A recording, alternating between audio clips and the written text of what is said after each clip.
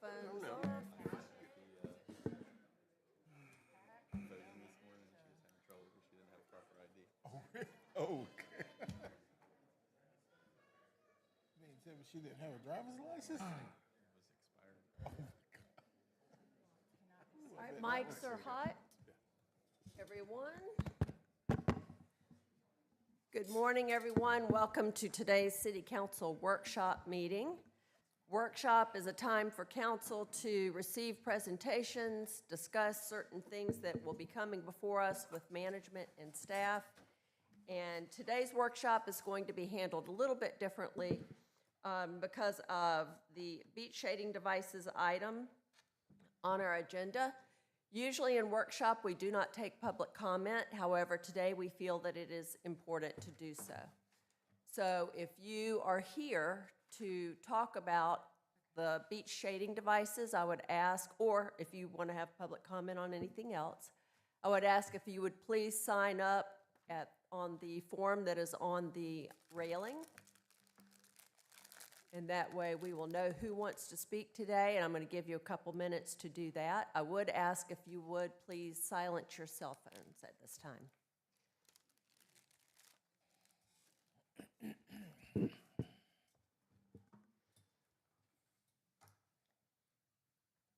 Okay, we're going to go ahead and start with our reports and updates with the Vietnam Memorial Timeline and Update, and we're going to welcome Chris Miller to come talk with us about this exciting project. Good morning, Council. Morning. Good morning. A year ago, as you know, November the 9th, we had the grand opening for the World War II monument.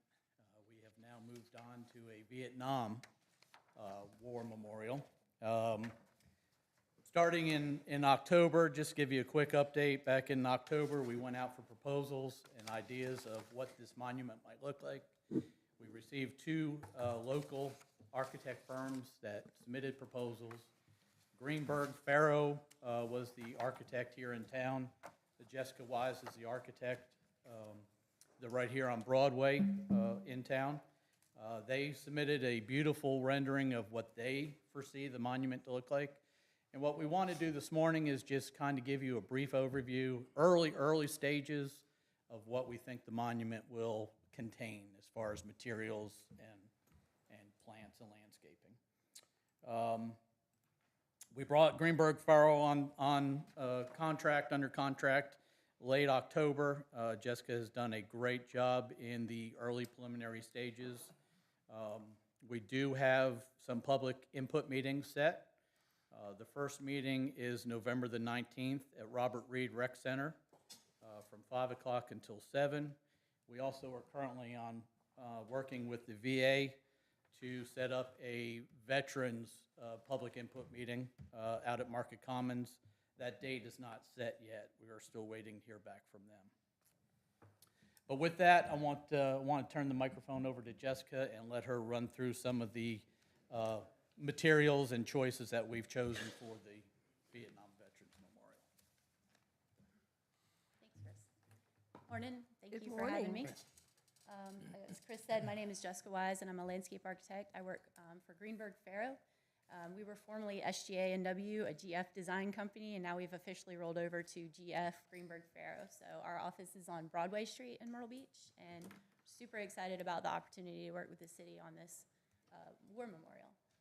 If we could go to the next slide. Or do I have a, okay. Gotcha, okay. So this is just a little bit about us. We are a multi-office firm. We have in-house architecture, landscape architecture, planning. For this project, we're actually using our in-house civil engineering, structural, and MEP services as well. We're partnering with, of course, the city and with a local surveying company to get the job done. So as you're probably familiar with Warburg Park, it's the location of the World War II memorial that was just completed. Our project will also be located in that park.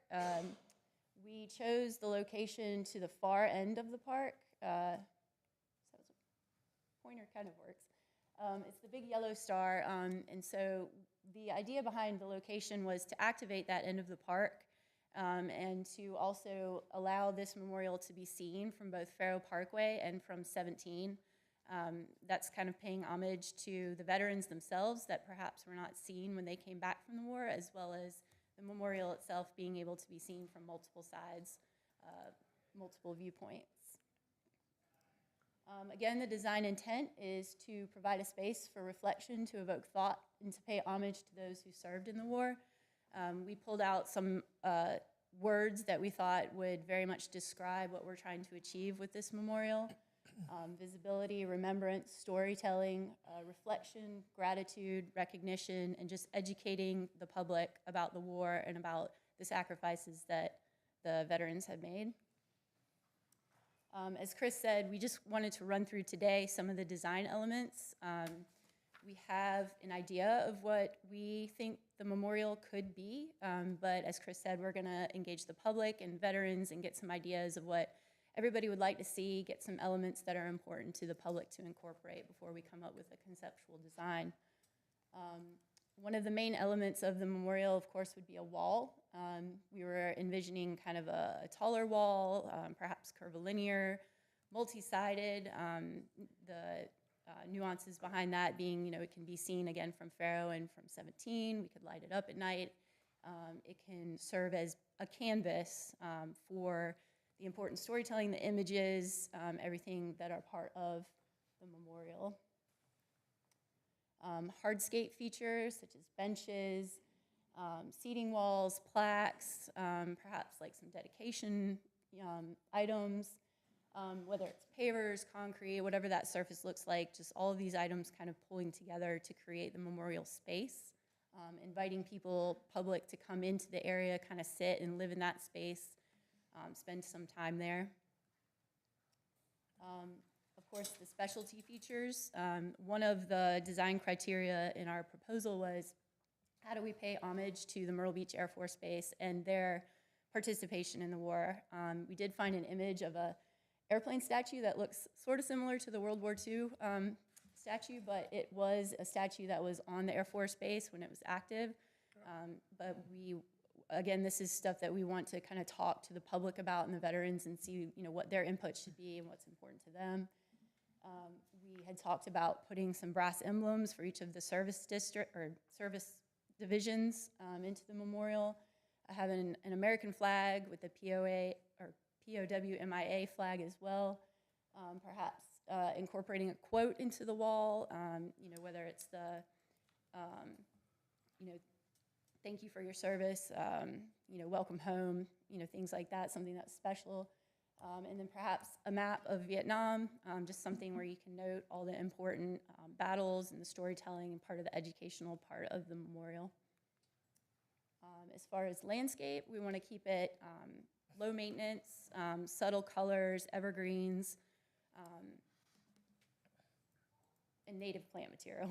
So keep the landscape pretty simple.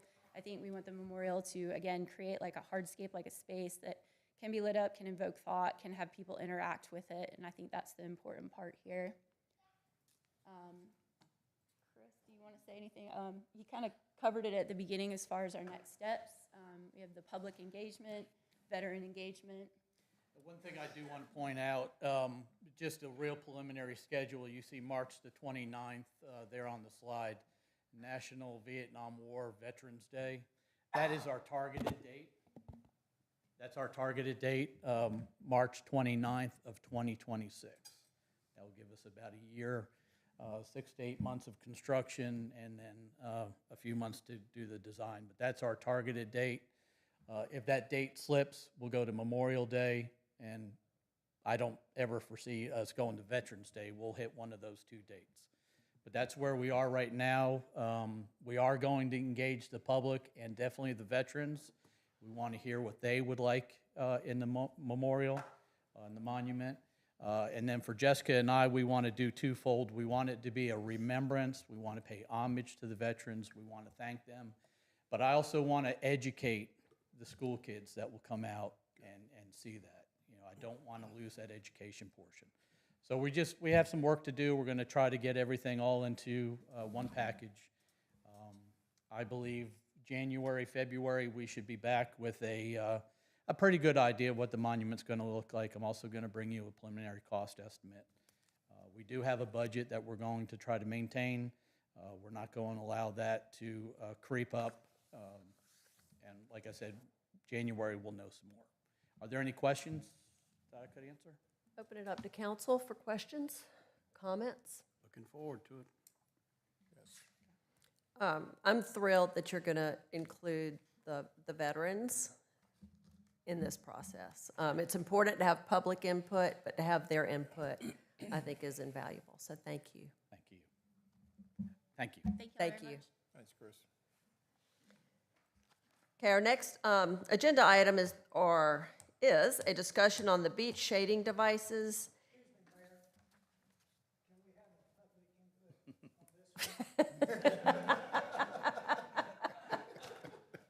Buddy, I'm not going to tell you no. Sorry, I thought you were going to ask, and obviously I am a Vietnam veteran, and on behalf of myself and the Redevelopment Authority, we are delighted and ecstatic with this opportunity to recognize Vietnam. I just had 2 questions about it. I couldn't tell from the image of Vietnam if it included Laos and Cambodia, which were as much a part of the Vietnam War as Vietnam was. And so that needs to be included on there. And the second thing I would ask your consideration is perhaps listing the members of Myrtle Beach and Horry County that died during Vietnam. Most places I go for something like this, there is a listing of people that made the ultimate sacrifice. So I would suggest those 2 things, and the Redevelopment Authority is right with you on this and hope to continue. Thank you. Chris, did you take notes on that? Okay. I think we have our first input from a veteran. As I mentioned at the beginning of the meeting, and several other people walked in, we're going to do workshop differently today. Usually we do not have public comment, but for the beach shading devices discussion, if you sign up on the sheet to speak today, we will listen to you. Usually we don't do that. We are going to listen to presentations first, and we're going to start out with Josh Bruger, who is our Assistant City Manager over Public Safety. Good morning, Mayor, Council. Morning. You all had asked us to look into where we're at on shading devices, possibly recommending any changes. I think the best thing to do is start with the history and how we got here. Obviously, I wasn't here in 2014, and I know a couple of the council members up here weren't. But back when the ordinance was passed in 2014, there was recommendation from the Beach Advisory Committee to essentially ban anything other than umbrellas on the beach, with some minor exceptions for children during the peak season. And it was really grounded in 3 different reasons. One of those was public safety. One of them was to have consistency across the jurisdictions here in the area in the Grand Strand. And the last one was the space that the tents, particularly the tailgate tents at the time, were taking up, because a lot of these wind-driven shade devices didn't exist back in 2014. And so that was the reason that the ordinance was created and the reason it was passed. And just for reference, back in 2014 when the ordinance was passed, there were about 15 million visitors to the Grand Strand. Just some screenshots of some of the news stories back in 2014 when this passed. Mark Lazarus was the Horry County Council chairman, and he was quoted in an article as saying that he was for it for safety and consistency reasons across the Grand Strand. And then the article there on the right quoted the mayor of Myrtle Beach and North Myrtle Beach at the time, that they were trying to work together so that there was less confusion for tourists coming to the area. This is the ordinance that we're talking about here today. It's up here. I'm not going to read it to you. I have copies if you'd like.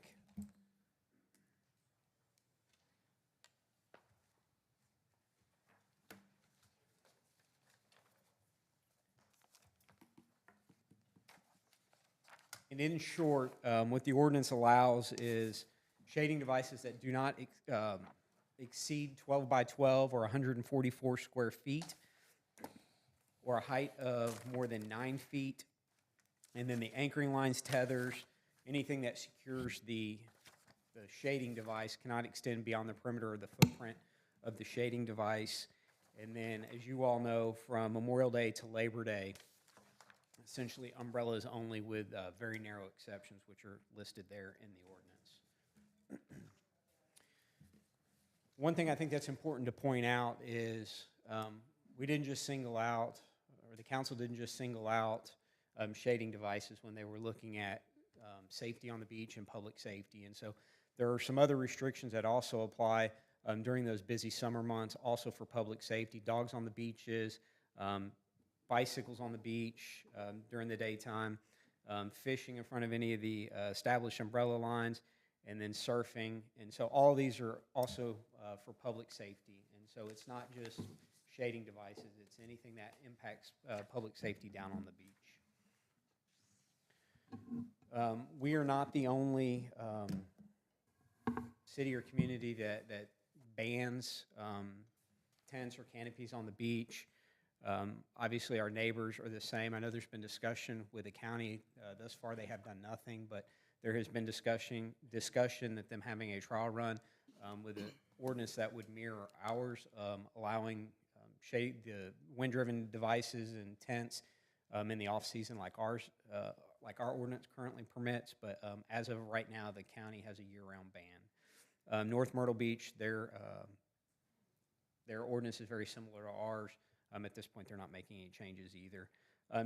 The one I want to point out up there is Florida. It's just in the Tampa, Clearwater area. They just passed that ordinance this summer because of some of the same concerns we had back when our ordinance was passed. And it was the size of a lot of these shading devices and how much room they take up and not having enough room on the beach.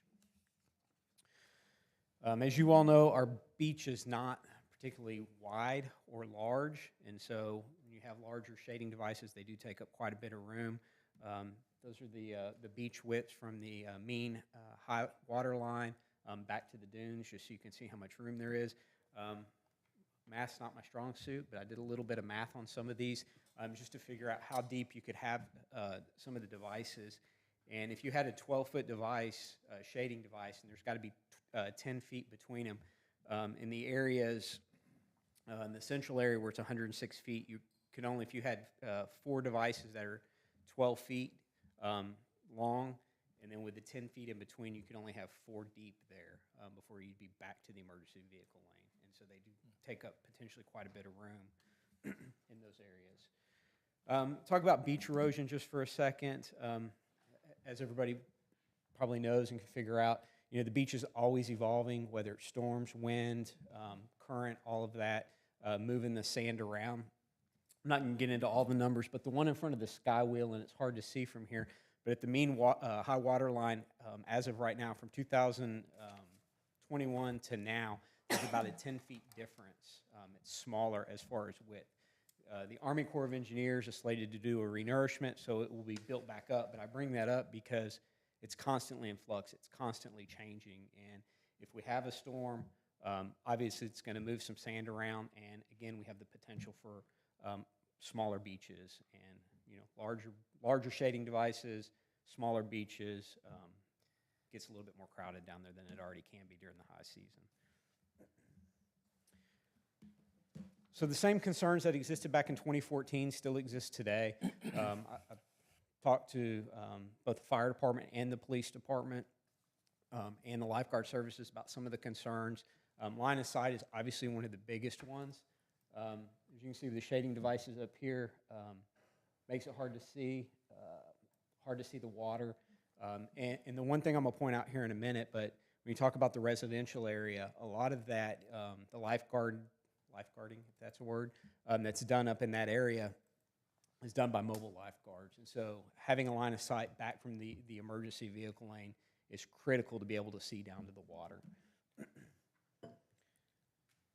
The picture there on the left was taken about 3 weeks ago.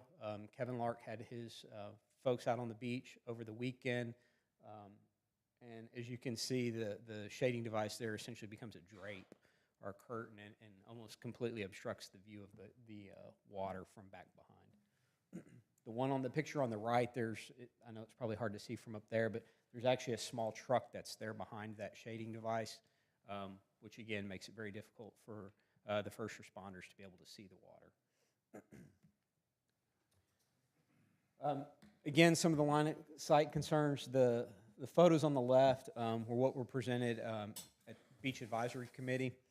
And if you look at the picture in the middle up there, from that angle, obviously you can see through them, but if you look at the picture on the right, the water's almost completely obstructed by all the shade devices, which again is a concern for public safety.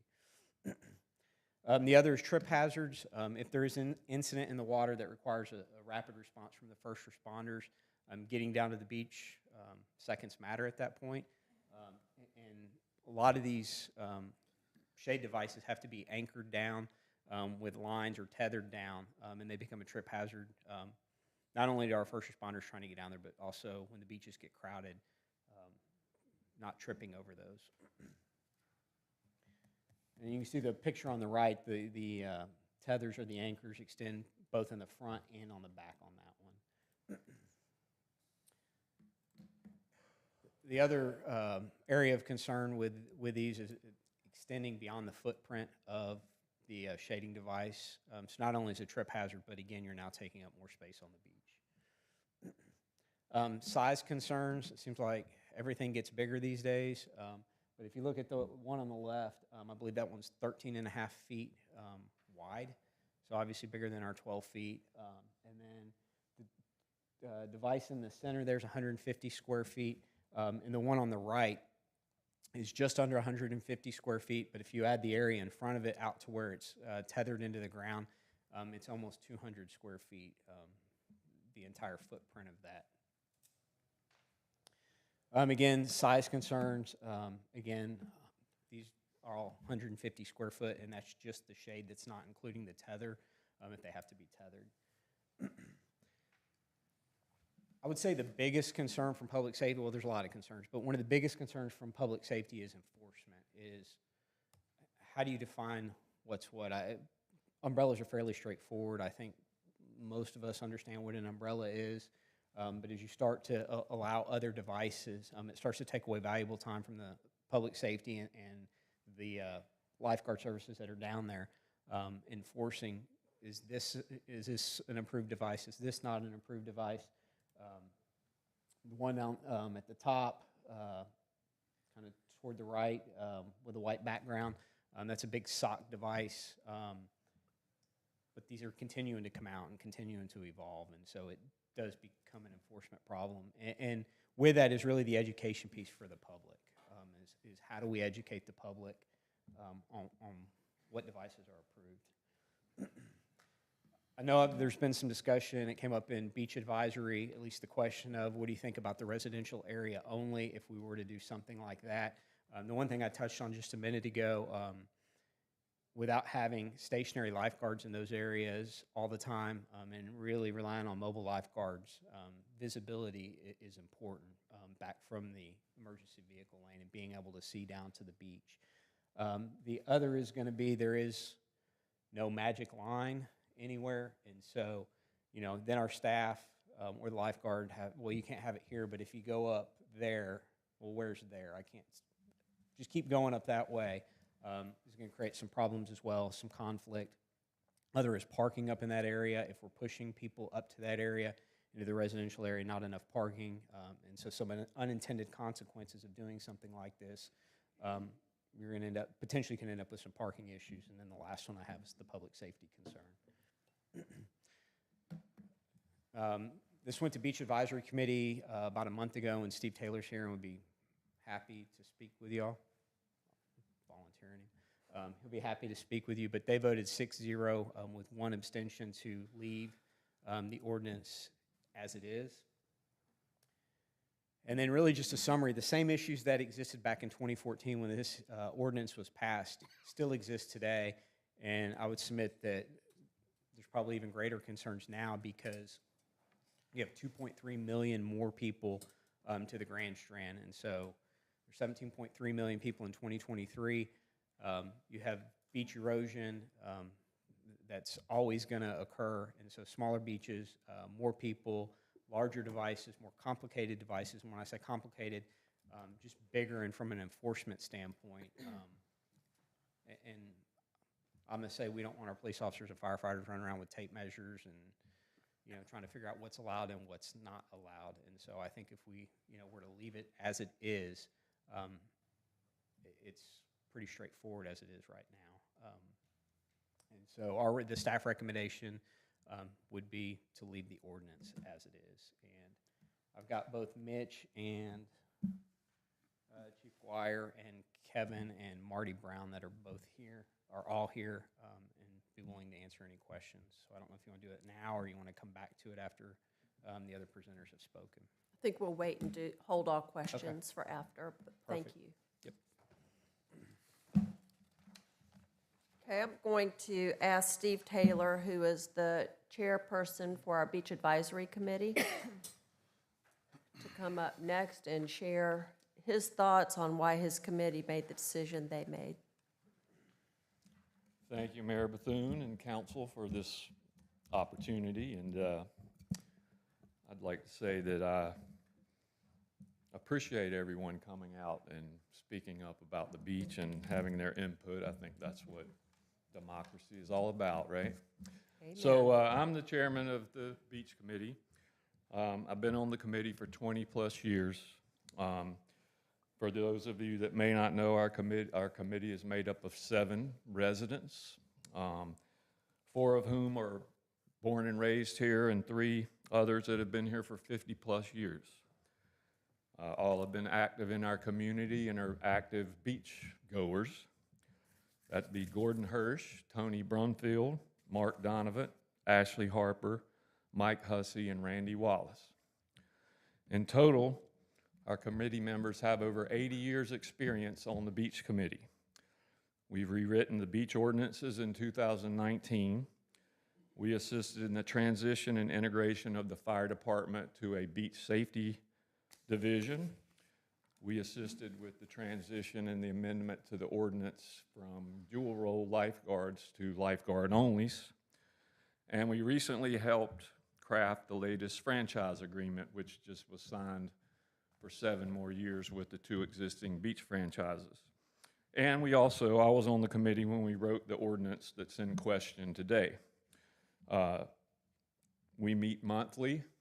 We receive reports from Public Works, from the Fire and Police Department, from the beach franchises, Johns and Lax, from the water sports operator, the Water Quality and Stormwater Department, and special events when Troy blesses us with his presence.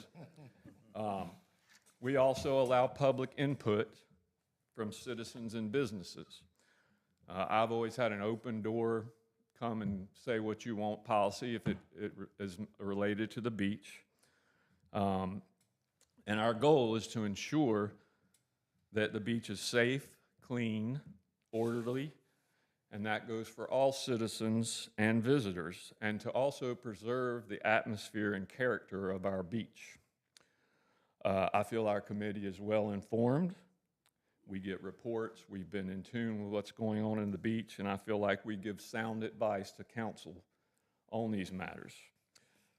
We have worked diligently with staff, the fire department, the police department, and the beach franchises to craft ordinances that make Myrtle Beach one of the best beaches in the United States.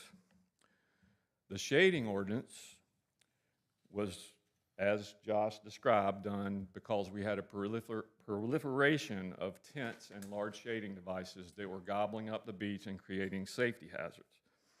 And, you know, I was asked before this meeting, well, are you going to go out and garner opposition to wind-driven shading devices? No, that's not my role. That's not what I'm here to do. Plus, I don't have a budget and private equity and a political strategist behind the beach committee. If y'all start funding us with some money, maybe that would happen.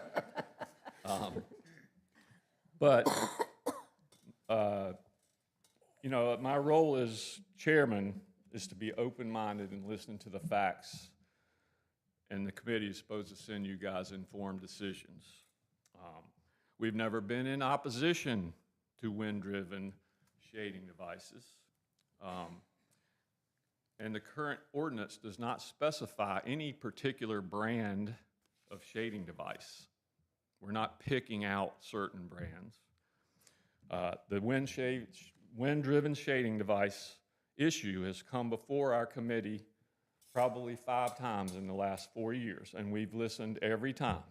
I have never denied Dane or Scott or any of the other people that came before our board an opportunity to speak to us. We've been open and listened. We've let them pitch their ideas and their devices. We've had good debate within our committee with staff and with the beach franchises and with the brands. We allow wind-driven devices 75% of the year, which, as Josh pointed out, is the least restrictive in our county. And as pointed out, there are many other beaches up and down the East Coast that have shading device restrictions, all for the same reasons. We've listened to people both for and against Shaboomy shades. We've put the work in on this issue. And each time, 4 or 5 times, our committee has voted to not change the ordinance and to keep it as it is. We believe it provides a safer, better beach experience for the whole beach. And I hope that this advice, coming from 7 constituents, is not taken lightly by council. A few other points. Well, first, do you have any questions? Okay. A few other points. You're going to hear shortly that umbrellas are dangerous.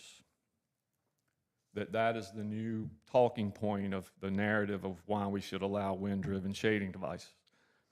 If we banned umbrellas, we would be the only beach in the world that had a ban on umbrellas. That's not what I think we're here to do. But the chances of getting hurt by an umbrella on the beach are far less than having something tragic happen in the ocean. And anything that blocks or prohibits our staff and our police department and the lifeguards from being able to protect people in the ocean is first and foremost. Look at the statistics. Mitch, Brian, did we have any umbrella injuries this year? But we had, unfortunately, drownings. We have hundreds every year of people that get saved in the ocean.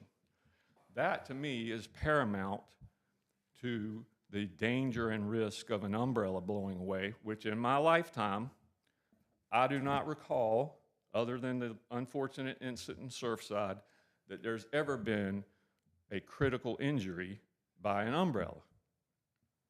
The danger is more, and the risk of you getting hurt is more in the ocean than by an umbrella. Lastly, our committee has always worked to preserve. When I got on the committee, I was like, well, why don't we allow lemon quench? And we would talk about those things, but we've always wanted to preserve the character and integrity of our beach. We've limited commercial activity.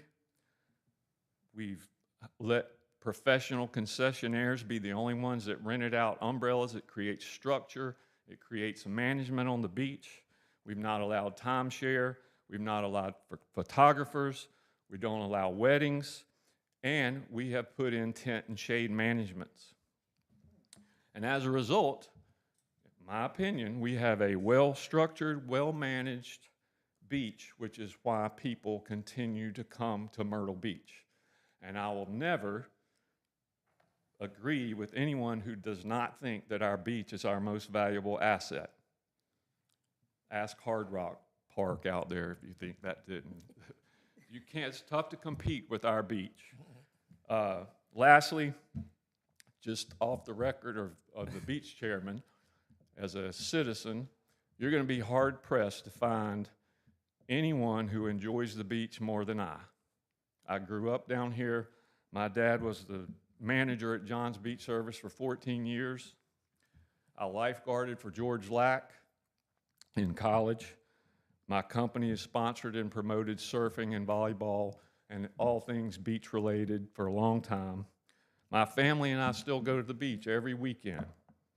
Surfing, sailing, I love the beach. I genuinely believe that we have one of the best beaches in the United States. We have easy access, the sand is easy to walk on, the water is warm, and generally it is a benign ocean that creates a family environment and it's safe.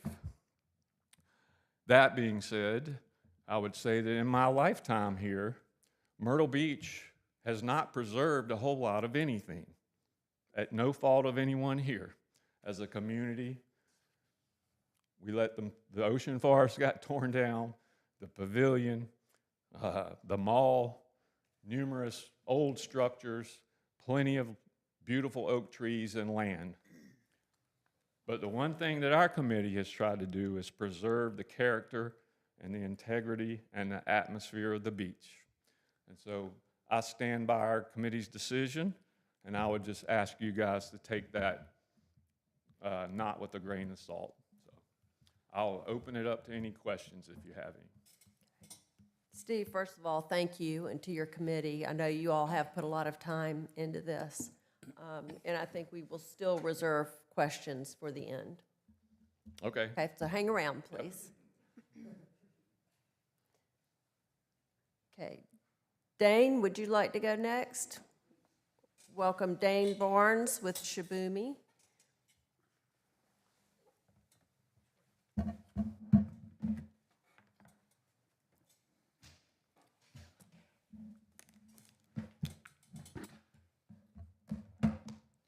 Good morning, Mayor, council members, staff, and Myrtle Beach residents. My name is Dane Barnes, and I'm a co-founder of Shibumi. I know how important beach safety is to each of you, and I appreciate this opportunity to present a free solution to improve beach safety, which is allowing Shibumi shade during the summer months. So my presentation today covers 4 items. What is the Shibumi shade? The top reasons to allow Shibumi shade during the summer, addressing Myrtle Beach public safety's questions, and asking if a trial period in 2025 sounds reasonable based on the evidence. So what is the Shibumi shade? The Shibumi shade is a wind-driven shading device. It's a single arch attached to fabric that is held up by the ocean breeze. The Shibumi shade cannot blow away. It provides enough shade for a family and is easy for one person to set up, move in a matter of seconds, and take down. And this is the Shibumi shade when it's packed up. It is very small and weighs just 4 pounds, so easy for families, older adults, etc., to set it up by themselves. So next, here are the top reasons to allow Shibumi shade during the summer. Number 1, it improves safety. Number 2, it has strong public safety support from Maryland to Mexico. Number 3, your Myrtle Beach constituents want Shibumi shade. And number 4, it protects personal freedom. On the next slides, I'll present evidence to support each of these reasons. So the first reason to allow Shibumi shade during the summer, it improves safety. When caught by strong gusts, beach umbrellas can become dangerous projectiles, posing serious risks to beachgoers. And in the PowerPoint version of this, these umbrellas on the left are just tumbling down the beach. And so, for example, the Consumer Product Safety Commission estimates that around 3,000 people are treated in emergency rooms each year for injuries caused by wind-blown umbrellas striking beachgoers. In 2016, a 55-year-old woman was killed after being impaled by a beach umbrella at Virginia Beach. In 2022, as Steve mentioned, a 63-year-old woman tragically lost her life after being impaled by a beach umbrella just down the beach. By comparison, the Shibumi shade cannot blow away. We have tested the Shibumi shade in a NASCAR wind tunnel at tropical storm wind speeds, and it did not blow away. The safety record of umbrellas versus Shibumi shade is crystal clear. We know how committed each of you is to beach safety, which is why we're hopeful that Shibumi shades designed to eliminate this very risk can be reconsidered for use during the summer months. The second reason to allow shibumi shade during the summer is that shibumi shades are allowed on every beach from Maryland to Mexico year-round with near unanimous support from public safety officials, council members, and mayors, except at the Grand Strand. Again, and Reddington Beach in Florida, that was the first time I've heard of that one, so we'll put an asterisk there. But we'll say again, shibumis are allowed on every beach from Maryland to Mexico year-round, including every major beach, such as Ocean City, Maryland, Virginia Beach, Virginia, Fort Lauderdale, Florida, Panama City Beach, etc., with unanimous support from public safety officials, council members, and mayors. So let's take a look at recent quotes from public safety officials from some of these major beaches. We'll start with Ocean City, Maryland, a beach with similarities to Myrtle Beach. Shibumi shade is allowed year-round and has unanimous support from its public safety officials. I spoke with an Ocean City Beach Patrol lieutenant last week who said, quote, "We have no issues with shibumi shades, no issues with visibility or beach space with shibumi shades." Let's take a look at Virginia Beach with over 13 million visitors annually. Shibumi shade is allowed year-round and also has unanimous support from its public safety officials. And here's what their officials had to say last week. The Virginia Beach Beach Patrol said, quote, "I haven't heard of any problems with shibumis. We have no issues with blocking views or taking up too much space. Their resort management office, which manages the lifeguard, says, we have never received any complaints about shibumis. Shibumis certainly beautify our beach. I love your product." And a council member said, quote, "Shibumis have improved the quality of the beach experience and they are safer than umbrellas and tents. I have seen no issues with blocking the view or taking up too much space." And lastly, let's look at Fort Lauderdale, Florida, also with 13 million visitors annually. Shibumi shade is allowed year-round and also has unanimous support from its public safety officials. A lieutenant from the Ocean Rescue, which manages the beach lifeguards, said yesterday, quote, "We get a lot of shibumis, no issues with space or visibility. We have never had a problem with shibumis. The good thing about shibumis is that they don't fly out in the wind. Umbrellas are a problem because they do fly away." So again, the second reason to allow shibumi shade is that they are allowed at nearly every beach from Maryland to Mexico, and they have near universal support from public safety officials, council members, and mayors at beaches similar to Myrtle Beach. The third reason to allow shibumi shade during the summer is that Myrtle Beach constituents want shibumi shade. For context, shibumis are the most popular shading device on every beach in South Carolina and North Carolina, with over 50% market share, as these photos demonstrate, which are taken on July 4th and Labor Day weekend, etc. And over 750 Myrtle Beach residents and voters have already purchased a shibumi shade. Shibumi hears from so many Myrtle Beach constituents and visitors who want to use their shibumi shade here during the summertime, and I know that you all hear from them too. The market has spoken on this. Shibumi shade is extraordinarily popular in the Carolinas, and Myrtle Beach is no exception. So, lost the slide. And the fourth reason to allow shibumi shade during the summer is that it protects personal freedom. Myrtle Beach residents and visitors can enjoy the protection of their shibumi shade for 9 months out of the year, except during the summer months when they need it most for sun protection. We all recognize the critical role of sun protection in preventing skin cancer and the dangers of traditional umbrellas in windy conditions. Allowing shibumi shades would give beachgoers the freedom to choose a safe alternative to umbrellas that doesn't compromise public safety. More than 750 Myrtle Beach residents have already purchased a shibumi shade and are simply asking for the freedom to use it most when it matters, which is during the summer. So next, I'd like to address Myrtle Beach Public Safety's reasonable questions that Josh highlighted and that we have heard in the past. So the question is, what impact, if any, might shibumi shades have on beach space, visibility, and enforcement?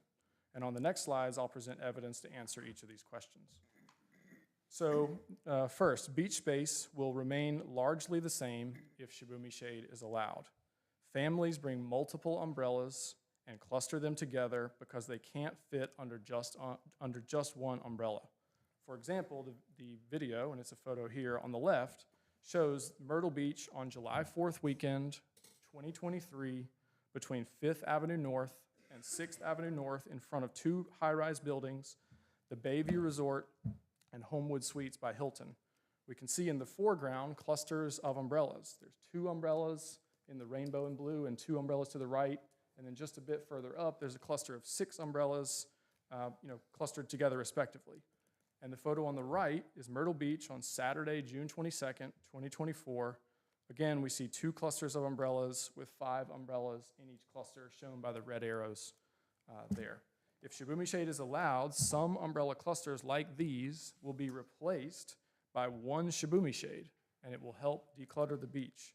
Therefore, beach space will remain largely the same if Shibumi shade is allowed. And further, let's review evidence from other major beaches. When asked last week about Shibumi shade, Ocean City, Maryland Beach Patrol said, quote, "No issues with beach space." Virginia Beach Beach Patrol said, quote, "We have no issues with space," end quote. And a lieutenant from the Fort Lauderdale Ocean Rescue, the beach lifeguards said yesterday, "We get a lot of Shibumis, no issues with space." So here's a few more looks. Here's another example from Myrtle Beach in June 2024 at 15th Avenue North in front of the Hilton Grand facing north that shows the beach space. This is high tide, prime time in the summer. You can see many umbrella clusters in the foreground. And the beach does look more crowded in the distance, so let's fly north and see it closer up. So now we are at 19th Avenue North in front of Camelot by the Sea. And again, this is Myrtle Beach in June 2024, high tide, prime time in the summer. And again, you can see lots of umbrella clusters in the foreground. And so now let's fly south and go to the sky wheel. So here we are at 14th Avenue North at Pier 14 facing south. This is again, high tide, prime time in front of the sky wheel. And the beach space doesn't look so different from other major beaches from Maryland to Mexico. Shibumis are allowed on every beach from Maryland to Mexico year-round, including major beaches similar to Myrtle Beach, with near unanimous support from public safety council members and mayors. Beach space will remain largely the same if Shibumi shade is allowed. Visibility will likely improve if Shibumi shade is allowed. We saw some of these photos in Josh's presentation a moment ago. The photos on the left were taken at Myrtle Beach in June and July 2024. This is the view from a public safety vehicle in the emergency lane. The photos on the right show Shibumi shades from 2 different angles. The bottom right photo, which we saw in Josh's presentation, shows Shibumi shades from the side, and visibility to the water is similar to the umbrella photos on the left. However, the top right photo shows the view when you look through the Shibumi arches.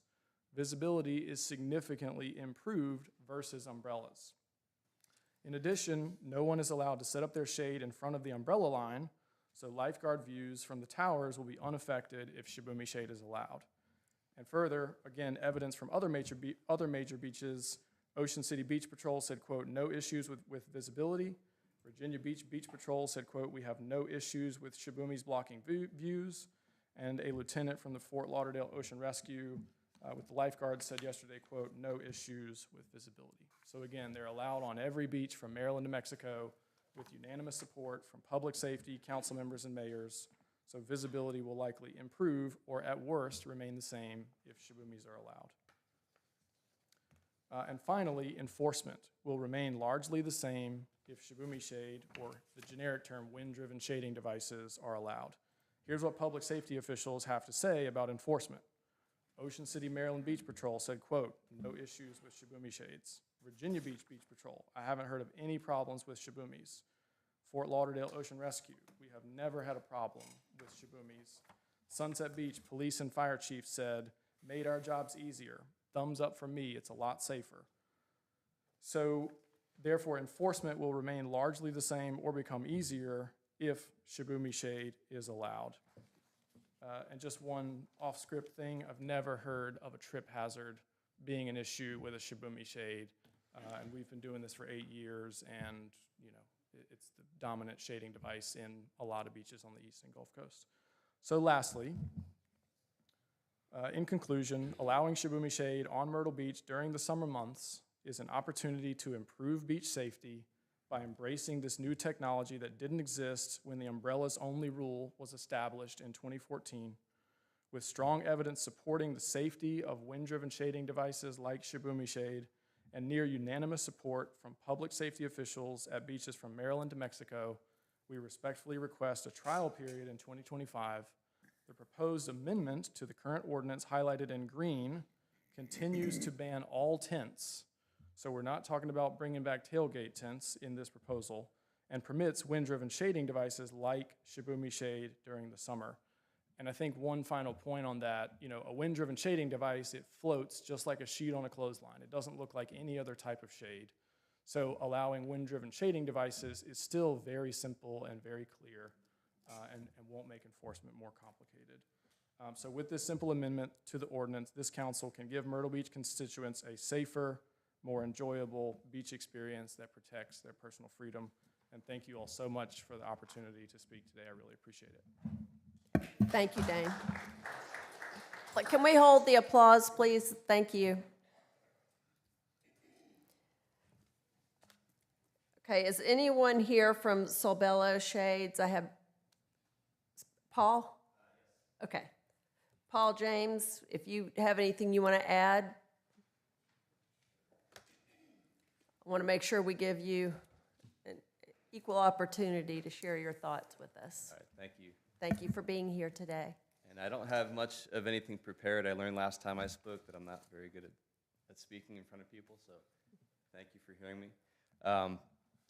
But in light, I agree with everything that Dane just presented. I thought that was great. But I'd also agree with Scott, too. Water is pinnacle. Scott? Steve. Sorry. So, yeah, view of the water is pinnacle. And maybe the umbrella hazard, there are thousands of people injured every year, but water, viewing that is pinnacle. Our shade is kind of being lumped together, it seems, with other shades. So if people aren't familiar with ours flies flat like this instead of having sides that might block those views. So that kind of solves that issue. But what I really wanted to kind of bring up on, too, is the ASTM. This new safety standard. For years, all the lifeguards and everyone were taught to stick the umbrella in the ground, shake it back and forth until it's planted. That's what all the lifeguards were taught. CSBC endorsed that, Consumer Product Safety Commission. As of April, the new ASTM standard that I helped devise over the past couple of years, that's now endorsed by the CSBC. They've got a verified test for all umbrellas. It's where you go into a wind tunnel, you test the beach umbrella. If it passes 30 miles an hour for 30 minutes in a set apparatus that we've got of sand, it will pass the test, and then the manufacturer can now put that label on their umbrella saying that it's passed the ASTM standard and it's officially safe in wind speeds.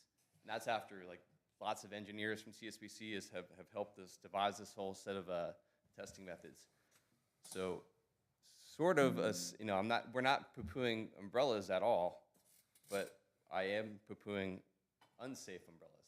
So every umbrella on the beach I would like to see approved with that ASTM standard label, which for the franchises that have their umbrellas, if they're old school umbrellas and they're not going to pass, there's a solution for that too. It just needs to have a base that withholds 75 pounds of pressure, and that way we've tested it and everything combined. For a 7.5-foot umbrella, it will withstand 30 mile an hour winds. So that's the big, and our product is actually an umbrella.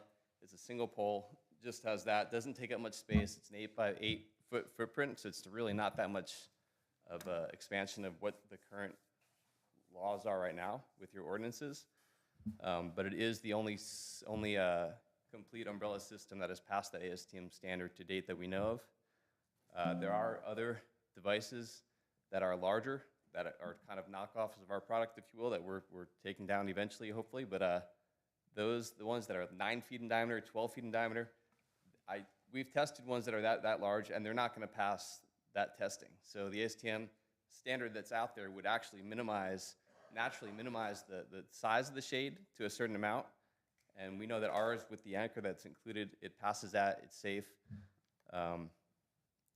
So hopefully that can be considered too, the new standard. I know the CSPC, they sent out a whole press release and they're endorsing it. So, and then the other thing, when there's no wind, so we should touch on that because it does drape down, which might block the views, but that's really anytime after 11. So the tethers as a trip hazard, we've never seen or had complaints of anyone tripping over anything, but we had our product out for years without, it's called the no-wind kit, where it's got the anchors in the back. And that's so rare to use. We had our product out for 2 years without that even as an option, as well as Shibumi too. And great reviews because there's wind 95% of the time at the beach. So I feel like our product combined with the ASTM standard has basically addressed and solved every single one of the issues with visibility, with trip hazards, with size constraints, and all that stuff. So, and of course, naturally the umbrellas blowing down the beach. So just thank you for your time, and questions welcome if anybody has any. Okay, thank you so much. I'll open it up first before we have any public comment to council to ask any questions to anyone who presented today, or we have Mitch with us. We have many of our public safety team members here with us. So I'll open it up to council first. I've got a couple of questions. Mr. Bruger, for clarification, I want to make sure I have this correct. Okay. 75% of the time,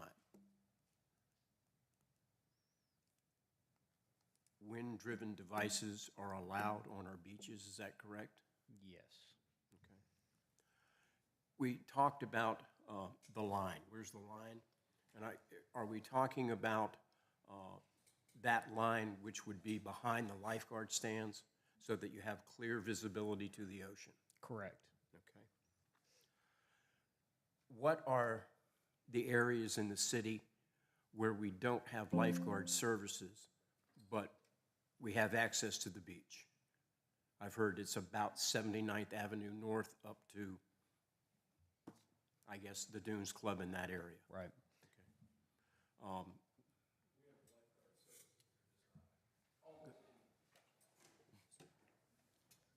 We have services in those areas. They're just always in stands while they're watching the water. Some of them are mobile. They have four-wheelers, mules, pickup trucks. That's how they watch the water in the residential area. Okay. So from 79th Avenue North, it's more of our beach patrol and that type of thing? Is that where you're? Correct. Okay. Okay. All right. Appreciate it. Yep. Thank you. I'm also interested in the gentleman that just spoke about the Sabello. That's a single pole.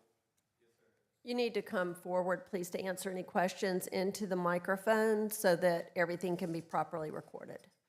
Thank you. I just want to be sure I understand your device. It's a single pole, which would be similar to an umbrella? Yes, sir. It's technically an umbrella. Okay. You talked about Consumer Product Safety Commission and testing. I'm not familiar with that. Can you give us a little bit more detail? Because you talked about the traditional umbrella versus yours, and maybe even versus Shibumi. So What I didn't understand is in what the Consumer Product Safety Commission and this other organization that you talked about that does the testing, is for umbrellas, are they recommending a specific device that the umbrella would go into to anchor it into the sand, or is it just a different design of the umbrella that can just be plunked down into the sand? So it's the American Testing for Standards Materials, which is an internationally recognized outfit, and they basically devise testing procedures and everything for consumer safety, which the CSBC sometimes endorses, sometimes does not. In this case, they have endorsed this. For regular umbrellas, so there's two testing methods. One is for a complete umbrella system, such as what the Sabello is. It's got the included anchor, the whole device, everything. So there's a wind tunnel test for that, where it's got to stay planted, and it's all recorded on video and all documented for 30 miles an hour at 30 minutes. And if it withstands the test and doesn't blow over or fly away, it can be ASTM approved. For regular beach umbrellas that are 7.5 foot in diameter or less, they would have to have if they don't have an included anchor as a system itself, there's a second test, which is just a pull test for an anchoring device that would keep the beach umbrella in position with that same amount of 30-mile-an-hour winds, which has been all tested and verified. But it's a simpler test. They don't need to rent a wind tunnel and everything. So this is on the manufacturers. And right now, it's not mandatory for manufacturers to adhere to this, but it's encouraged, and the CSBC is doing their best to endorse it, and we're trying to get it going. Okay. But yes, for regular umbrellas, they would have to have an ASTM. If this is what you want to do, they would have to, or encourage, they would have to have an ASTM approved anchoring device for those umbrellas. I see. Okay. Thank you. Appreciate that. So, stay there. So, you said your device is 8 by 8, Yes. which is smaller than a 12 by 12 that's in our current code. And then, what's the square foot of your device? So it's 64 square feet. Okay. And does it have a tether as well? It does not, no. Unlike those other pictures that we saw of what I'm calling our knockoff ones that require the tether for the front and high winds, ours does not. So it seems, as I read this, the only problem you have is that your cloth is not cut in a circle. Basically. Thank you. Welcome. I have, not necessarily for you, but just an observation based on the photographs that were submitted. We know in our ordinance, we need and Mr. Bruger, please correct me if I'm wrong, we're looking for a 10-foot separation between umbrellas. Do I understand that correctly?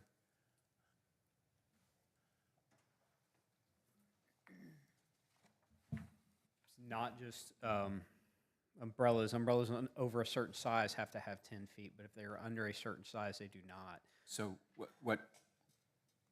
what's under a certain size? Is that 7 foot, 8 foot? 7.5 feet. 7.5 feet. Correct. So that would be similar to that gentleman's device, which is 8 by 8, 64 square feet versus what, about 50, 52 square feet? Correct. Okay. Thank you. Appreciate it. Thank you. Council? This past summer, I think several of us, and I'm going to ask who on council did a beach ride-along with our public safety people. Okay, so 2 of us did a ride-along. And this is just my own personal observations. When I went on the ride-along with Mitch and Josh went along with me, I was completely prepared to come back and say, there is no big deal for us to do a trial period or to consider allowing other shading devices on the beach. However, we were on the beach on a very busy day. I think it was July or August. I'd have to go back to my calendar and look. And I was shocked when we got to certain sections of the beach of just how little space we have to allow even umbrellas, especially when you consider the space that it takes for our emergency lane. And Dane, you know I like you. I have nothing against your product, but I walked away that day with the mindset that the most important thing on our beach is our emergency lane, because that is what saves lives. And we have, I don't know, Mitch, if you have a number of how many water rescues or calls for service we had this last summer versus how many complaints or issues we had with not having shading devices. But I'm gonna have to, and I do want to listen to everyone else. I appreciate the beach committee, beach advisory committee, and their stance on this, but to me, protecting our beachgoers and our water is our #1 priority. I don't go to the beach. I can't tell you the last time I went to the beach. But I have grandchildren who surf on the beach, and I'm more concerned with their safety while they're in that water than I am what kind of shading device they're using. So that's just my 2 cents. So I felt a little bit differently when I was spent my day with Beach Patrol. It was very difficult to see from in areas where there was an umbrella line. You could not see clearly the ocean. And where there were umbrellas, clusters of umbrellas, I even took some pictures. I'm like, you cannot see the water from the emergency lane. So I was surprised at how small some of the areas of the beach were with high tide, clearly, which pushed people to other sections of the beach pretty much because of the emergency lane. And I also specifically and this is not necessarily all occasion, but knowing a person who is in a wheelchair that does enjoy going to the beach, they cannot be shaded under an umbrella because of can't get the height of the umbrella and them appropriately. And I think I don't know which device they use, but have used it on occasion because that was the most convenient thing for them to get under. And so I had a little bit different experience with that, but definitely have such a great respect for what our beach patrol and our guards do on the beach, definitely. But I felt like there was could potentially be a better view with Shibumi's, and I think there is a smaller shade device too that Shibumi has. I'm not sure, but I can see the large devices being a challenge. But I've got a little bit more of an open mind to it. Thank you. Dane, I do have a question. If you would come up one quickly, please. Because we saw 2 pictures of Shibumi specifically. One is when they're tinted, I guess, or when they're up in the air. How much wind does it take to keep yours up? Because we also saw pictures of when they're down, Yep, and yes, it's ma'am. more of a shield. Just a few miles per hour is all it takes. It's pretty surprising how little wind it does take.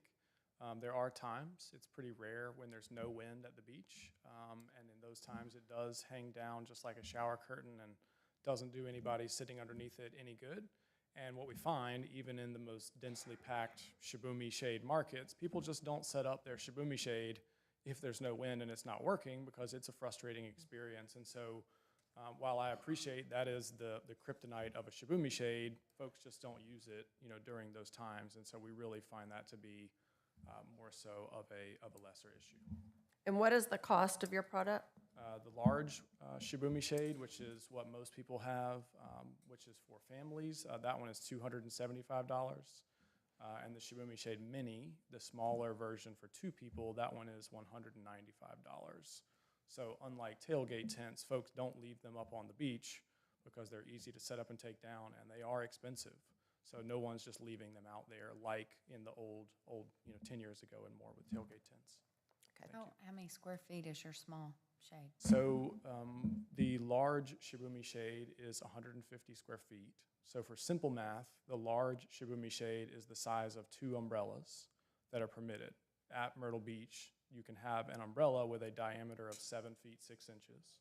So 7 feet 6 inches times 2 is 1 shibumi shade. So like what we saw when folks bringing a cluster 2, 3, 4 umbrellas or more to shade their family, instead of that, that could be replaced by just 1 shibumi shade because most people go to the beach as a family or as a group.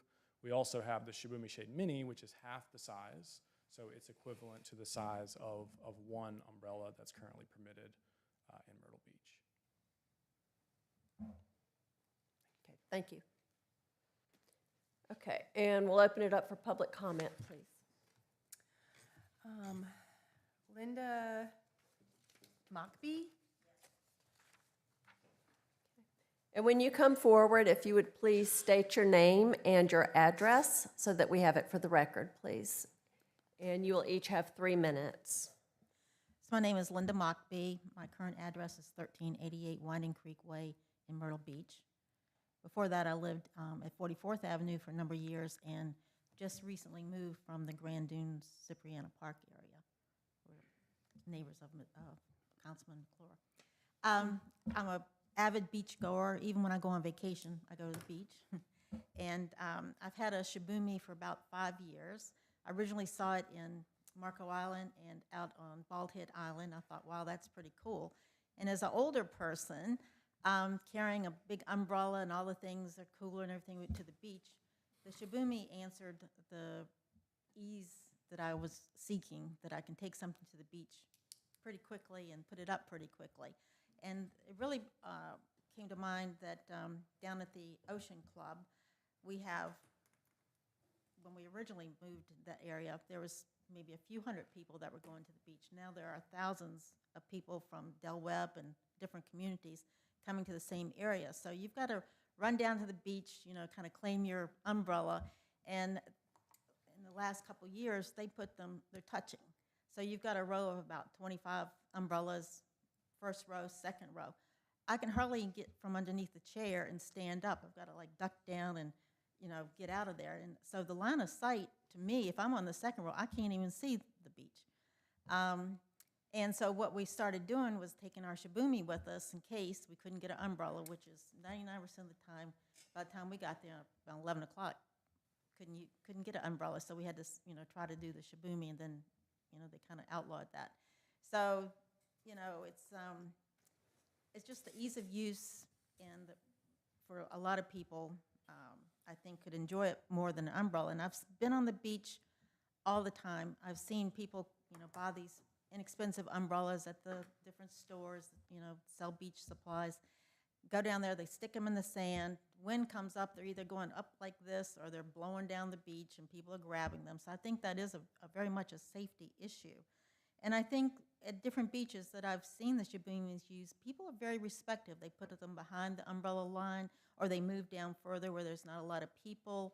You know, and I just think that, you know, personally, I have seen people be injured, not deadly, but by these umbrellas and so forth. So I really, you know, implore you to reconsider this and maybe put some guidelines that they have to be behind the umbrella line. They have to be, you know, away from people. But people, like Dane said, once y'all got rid of the tents and so forth on the beach, people just resorted to putting up mini umbrellas together. So I don't see that it's being any different than allowing a shibumi where you can sit under it and have, you know, 6 or 8 people at one time. So thank you. Okay, thank you very much. Glenn Palowski?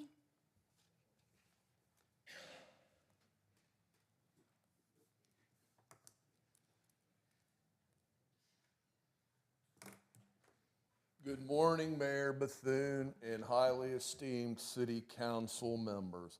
My name is Glenn Pulaski. I live at 403 63rd Avenue with my wife, who's here today, in the Forest Dunes area.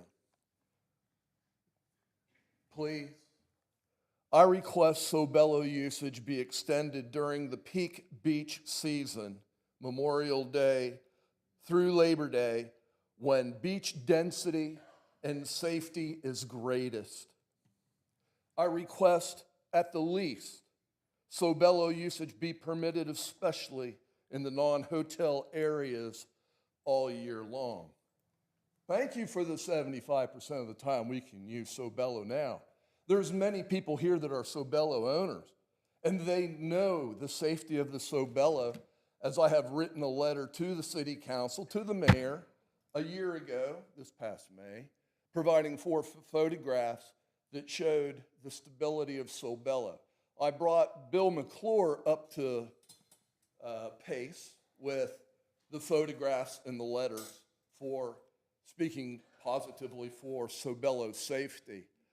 And the main part of that, I believe, Paul James invented and patented the single pole, and it pivots into the wind. So when they give on the Weather Channel that the wind's coming out of the east-northeast, it's not always coming from the east-northeast. There's deviations. I'm a pilot. I have a private pilot's license. And wind is always variable. And what's remarkable is this patented yard arm that provides for what the canopy is going to fly on pivots into the wind even with minor deviations. A rigid pole circular umbrella, you know what it does? It waggles in the wind. It doesn't pivot to take in that deviation. And so the pole pivots. And under elevated breezes, higher wind speeds, that's when the waggle, and that's when you get the Mary Poppins effect. That circular umbrella comes out of the ground, and you might get skewered or slightly injured. Now, thank you, President of Sobello, Paul James, for being here today, and also Shibumi. But I believe that the Sobello is superior to all other umbrellas. I own 2 of them, so that if family or a neighbor comes, I have something to share with them, knowing that I'm going to be safe, and I don't have to look at potential litigation and being sued because my umbrella came out of the ground. Thank you for your time, and please give consideration to my 2 requests. Thank you. Michael Fackelman.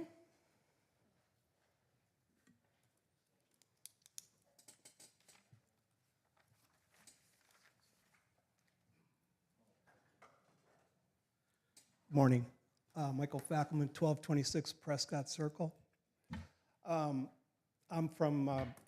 originally from Virginia Beach, and was, as a retired healthcare worker, was actually working when the person that was impaled at Virginia Beach was brought to the ER. And I can tell you that it's pretty horrendous. And I don't, as Dane mentioned, I don't think 3,000 ER visits per year due to umbrellas is insignificant.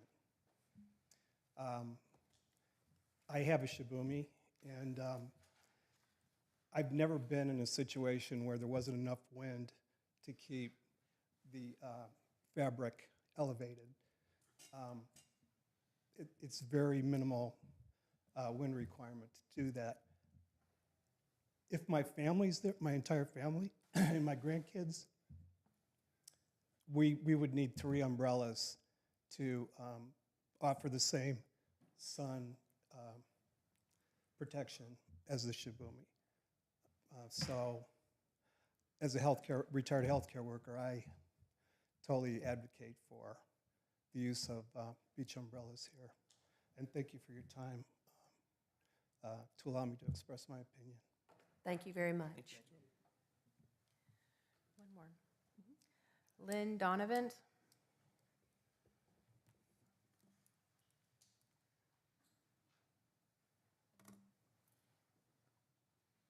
Good morning, Mayor and Council. My name is morning. Lynn Donovan. I live at 6407 North Ocean Boulevard in Myrtle Beach. I'm a born and raised Myrtle Beach native. Love the beach as well. Very avid in the sailing, surfing, and beach going community here. So I'm just a big fan of our town, where I'm from, and I'm also in favor of keeping it pretty much like it is. Presentations have been excellent this morning. I'm not going to reiterate a lot of the facts that we've seen up here on the slides. One thing I did see that stated that your constituents want wind-driven shade devices. Well, not all of us necessarily do.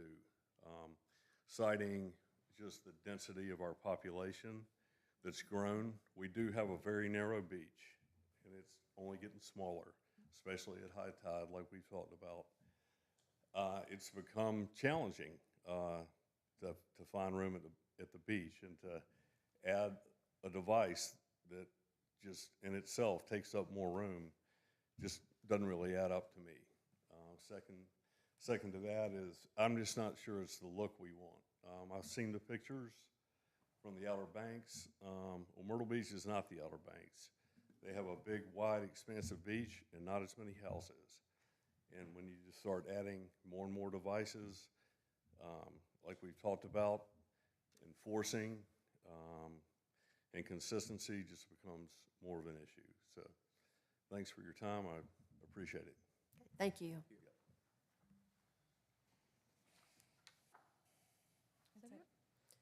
All right, council, we need to give management and staff some direction as to what to do, what we want them to do. We have the request that is being made is that we have a trial period during, I believe, the summer months of 2025. So I'm going to open it up for council to discuss that and give direction to management. I'd like to ask, before we do that, one question to staff, because we've talked about the devices, we talk about safety, but I think it's important also for us to really get a better understanding of when EMS is called to the beach, not the lifeguards sitting out there, but when EMS is called to the beach, there are areas that you have to access. How are we doing in keeping those areas accessible so that you can do your job? Or is it becoming an increasing problem because of the amount of people that we're experiencing coming to the beach? Mitch, do you and Chief Guire want to come up? And we haven't heard from either of you, so maybe there will be more questions of you both. Yeah, good morning, everyone. Last year, we kind of look at the 100 days of summer, if you will, say from Memorial Day to Labor Day. We had 200 incidents that we call that were CAD generated, that we actually were dispatched to. So, a couple times a day, we're going down there on an ambulance call, EMS call, anything really. And yeah, I mean, obviously there's more people down there. It's difficult to navigate down there. People try to give you a good location. They think they're on the beach at 21st Avenue, and that's where you go, and then you find out they're 3 blocks down. So it does become tricky, but certainly I can, if Mitch wants to add anything, he's certainly the resident expert in that area. Yeah, I think it's not only about the surf rescues, but like Chief was talking about, the EMS calls, the other calls we have to traverse up and down the beach, as well as trying to get down to the water line, that we do block off the drive-on accesses to get down there. But a lot of times we are moving people's stuff to try to gain access to that patient. So it's very important to have the room down there in order for us to work and move around. So you're experiencing then, and maybe not all the time, but the normal access areas that you would need to use to perform your duties, that because of the density on the beach during the 100 days, are you seeing basically people setting up their umbrellas where you need to access? I mean, it's that, and if you think even the concerns from 2014 are the same here. I mean, the hotels are only getting bigger. There's only more people coming. So the concern is the width of the beach and what's allowed down there, taking up that footprint, if you will. Thank you very much. Mitch, I have a question or a comment. Both Dr. Connor and I did the ride along. We saw different things. if, and I'm going to say if, we were to alter this ordinance, amend this ordinance, or allow a trial period, that does not do away with umbrellas on the beach. It just adds another shading device to what is already allowed. We talk about people having the freedom to do what they want to do. We also can't say you can't bring an umbrella because it could be cost prohibitive for a family to go out and buy a $275 shibumi. So I don't want anyone to be misled into thinking that if we do any kind of trial period or amend this ordinance, it's going to take umbrellas off the beach. Am I correct in that? I mean, that's my understanding. The other thing is, we've been educating people since 2014 on this ordinance. A possible trial period could also cause confusion moving forward, whatever the decision might be after said trial period. Just to add to give you guys some numbers as far as the shading devices, last year, the 100 days of summer, we had 1,201 shading device violations that the ocean rescue crews are dealing with. So that's 1,200 times, that's a dozen times a day that they're dealing with someone saying you can't have a tent here, and they're not watching the water or they're not patrolling because oftentimes people aren't compliant and they get frustrated. Why can't I have this tent here? And so our people are tied up. I mean, it could be an hour before we get someone to actually move that device. You know, so just to put it in perspective, 12 times a day of the 100 days of summer last year, they're dealing with tents and shading devices on the beach. Thank you, Chief. Mitch, I have a question for you. What is your job on the beach? Public safety. How many hours a summer do you spend on the beach? I mean, we start patrolling usually before Easter and go into October with our units patrolling. And then, of course, in the winter months, we still have the lieutenants that are out there as well as myself. And, of course, 24-hour response from the swimmers coming from the fire stations.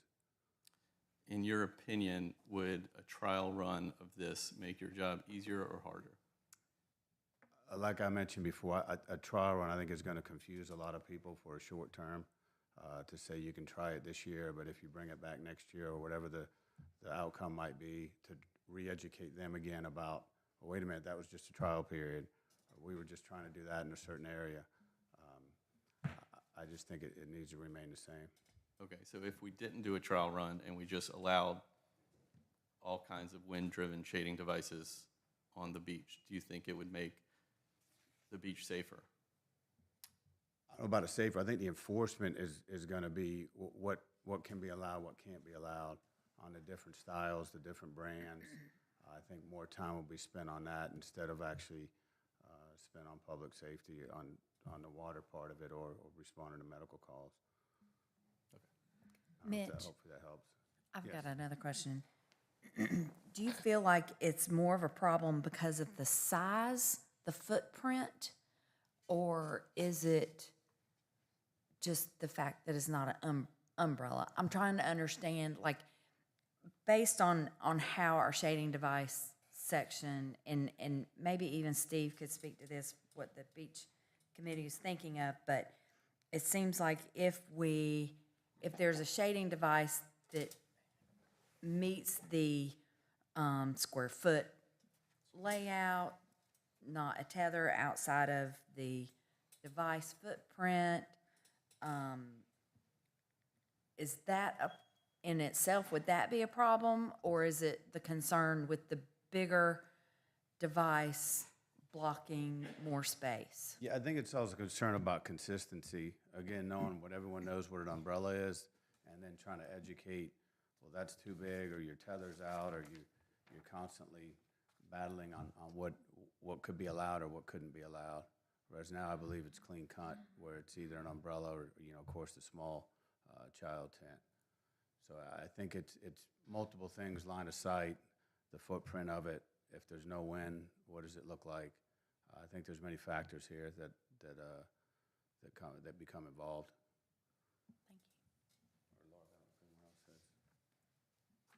Okay, does anybody have anything else for Mitch while he's up here?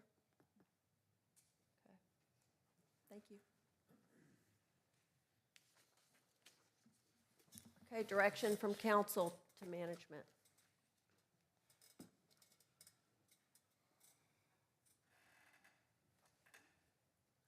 I'd like to see, before we go down the road of a trial period or that type of thing, I'd like to see just a little bit more research on this, because we've talked about, we've got one device that looks like a U and it's down in the sand, and to me, looking at the photos, it looks like almost like a wind tunnel. We have the other one, Sabello, is that correct? Is that how you pronounce that? That seems to be more like an umbrella because it's a single pole, but rather than being a canopy this way, it is flat that way, and it seems to be within the same footprint of the 7.5-foot diameter umbrella. And I'd just like to see another look into that just before we make any recommendations to staff. And I don't want to prolong this forever, but I think this is something that we could do. And I think the challenge becomes, it's the enforcement piece, right? It's, we allow that, what you're describing, but we don't allow Shibumi in this particular instance. I think that becomes the challenge. And how do we give direction to staff of, his is okay, but his is not. And I think that is the biggest challenge. I mean, I'm going to look into it, and we'll look into it, but I think we're all bringing up what the challenge is for us, that collectively, I think we all know what an umbrella is, and more or less, anyway, would agree with an umbrella is, something that goes like this, whereas once you get out of that, and then what happens when the next manufacturer comes along, and I think to your point, the knockoffs are the other ones that are out there, and then we're back in front of you going, okay, well, they've come up with this one now, is this one okay? And I think it's really the challenge, I think, for our staff is how do you define that his is okay, but his isn't, or whoever the next manufacturer is. I'm just pointing them because they're here. But we'll look at it, but I think that's... I'd like to look at it being dependent on the size of the device. And that's where It seems like that is one of our big challenges. And then you let in, then are you going to exclude tents, or are you also going to allow tents? Well, Yeah. you've got no, because you've got the 4 posts. But if it's inside 12 by 12, Right. if it's a 10 by 10 pop-up tent, is that allowed then? Right.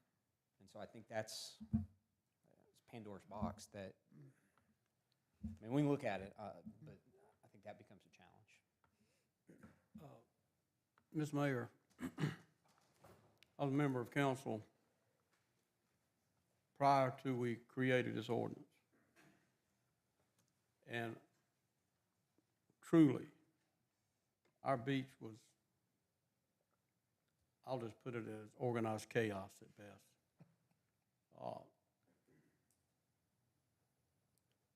The issue here, and I agree with what Josh is saying there, once you open up the box, then you have to deal with, well, I thought mine would be okay. Well, this is basically the same thing. Or, well, it's just a little bit bigger. And then our safety personnel spending a lot of time when they should be watching what's taking place on the beach, with going and having to deal with people who do not have the correct size or the correct device. Our beach today, whether you oppose umbrellas and you like these other devices, our beach is basically where everybody can, basically, they see what we can use and what we can't use. And when you look at our beach today, contrary to what the gentleman said about how our beach looks during 4th of July, well, I will say this, that Myrtle Beach, with the size of the beach that we have, it's going to look like that with any device, because there's that many people down on our beach.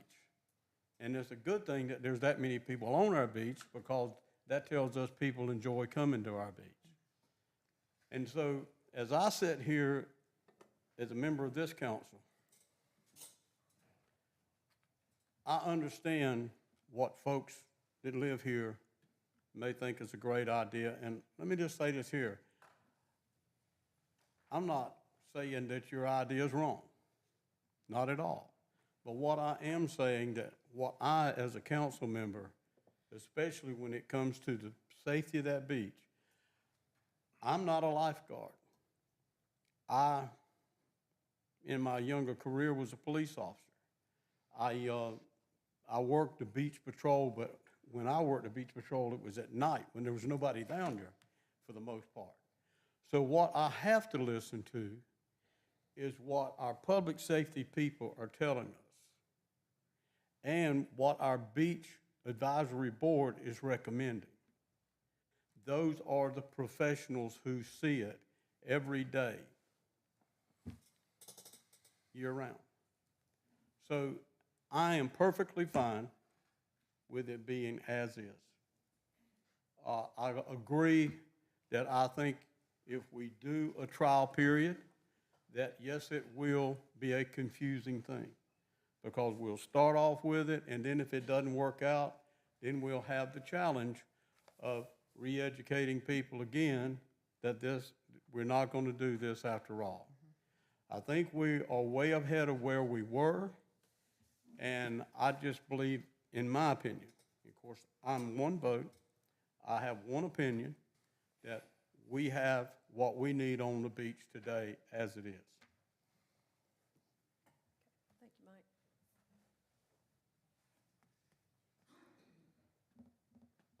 Mr. McClure, your request is that staff do more research on one particular item?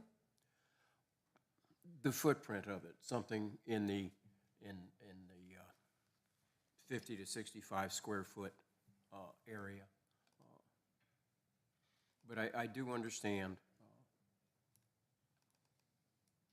what the initial complexity and maybe the long-term complexity would be of trying to explain this is allowed, but this is not allowed.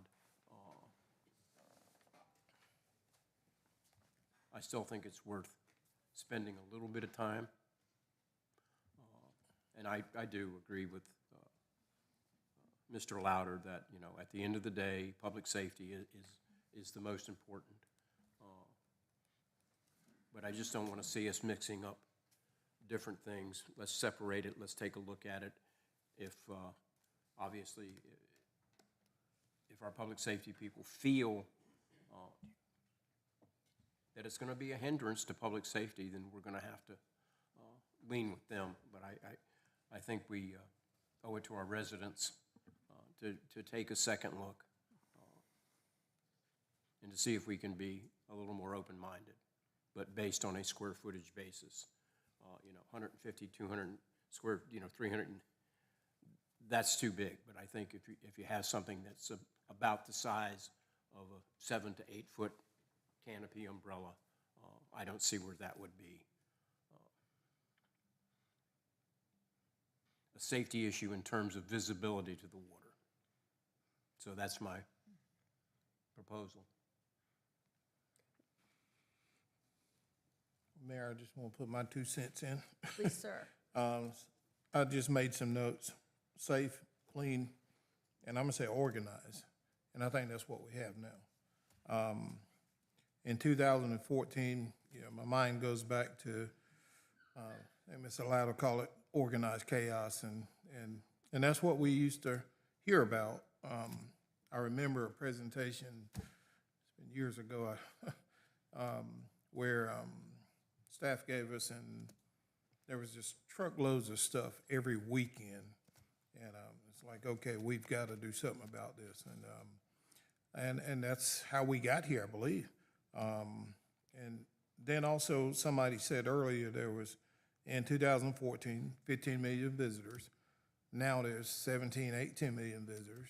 We got the same beach. It narrows certain times of the year. 10 feet, that's a lot. But we got more people coming to the beach. And one thing I do hear from the public a lot and visitors who are coming to town is, I hear all the time that y'all got one of the cleanest beach and the most organized beach that I've been to. I hear that a lot, guys, you know, and I'm proud of that. I wish we can just make things, everybody can get a little piece of what they want. But unfortunately, we can't do that if we really want to, at least from my standpoint, if we really want to keep it safe, clean, and organized. So I'm not in favor of, that's just me one, of even a trial run. I think it's going to cause more confusion and more misinformation and more misunderstanding. And I agree we're going to have to correct and re-educate, and we're going to make more people mad, I feel like. So I'm in favor of what we have now. Okay, thank you, Mr. Chestnut. Yes, ma'am. Greg, do you want to add anything? I just want to say, I think that these wind-driven shading devices are a wonderful product. I wish I would have invented it. Very, very clever, very smart, and lots of people love them.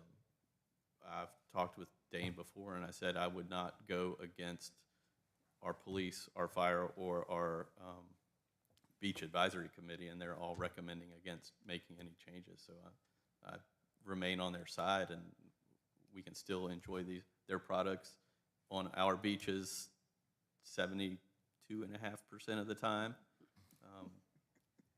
And we can enjoy them on other beaches 100% of the time. I just don't think that, I was trying to ask Mitch how much time he spent on the beach. I don't want to ask Steve how much time he spends on the beach, but I know in one summer they spend more time on the beach than I've spent in my entire life. I went to the beach about 3 times. Everyone in here has the luxury of going to the beach where they choose. And we all choose to go to the beach where it's not as busy as the busiest areas of our beach. And that's where the issues lie. The issues lie in the busiest areas of our beach, which none of us go to, except for the police and the fire and the beach advisory committee.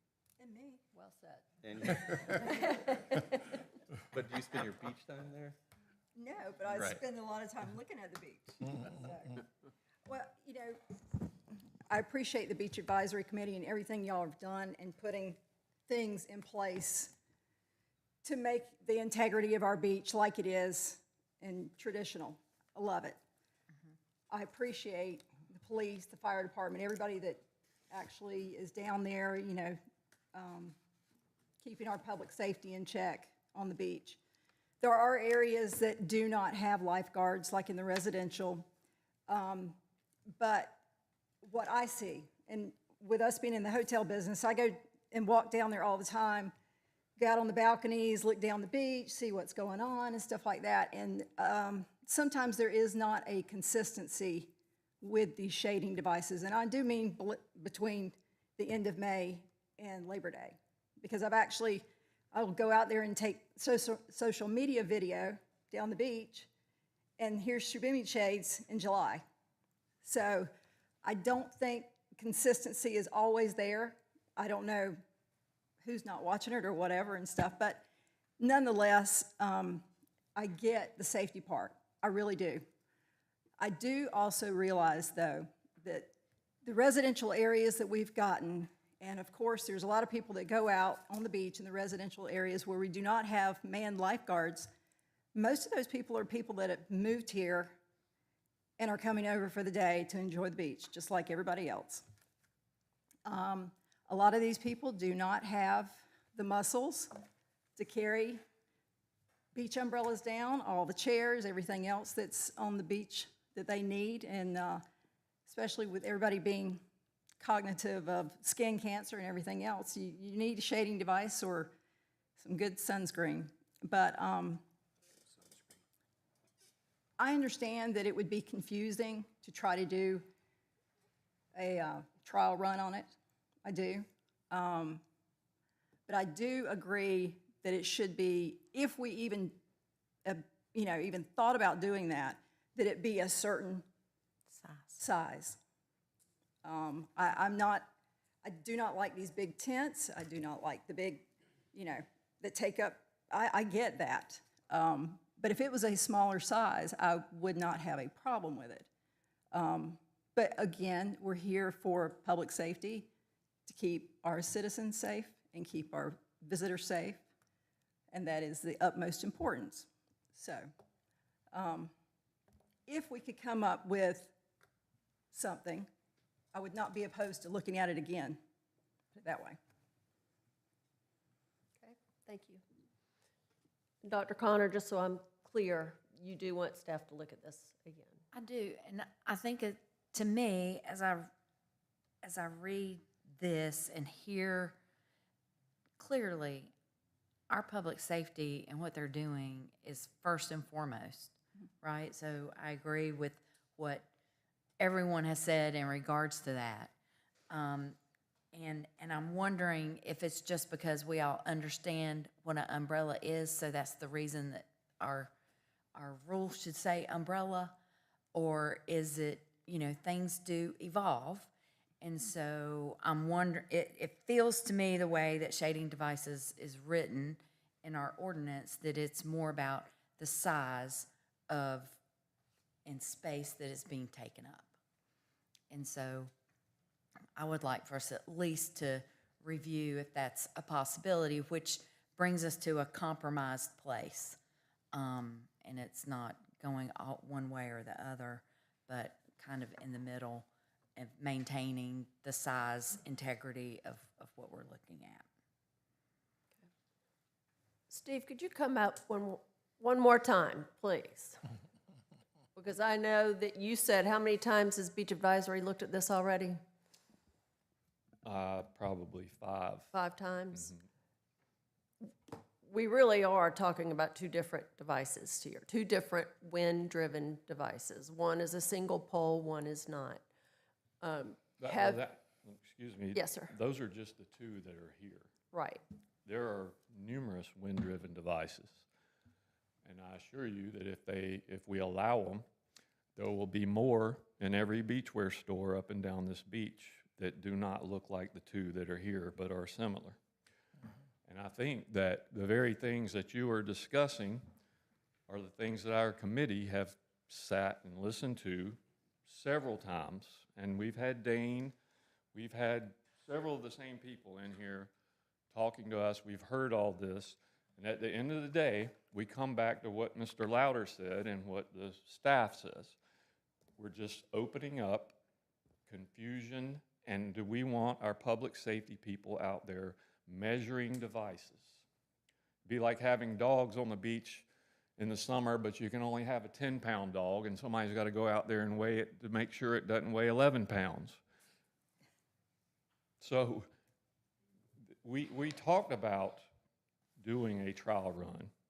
We talked about doing it in the residential areas.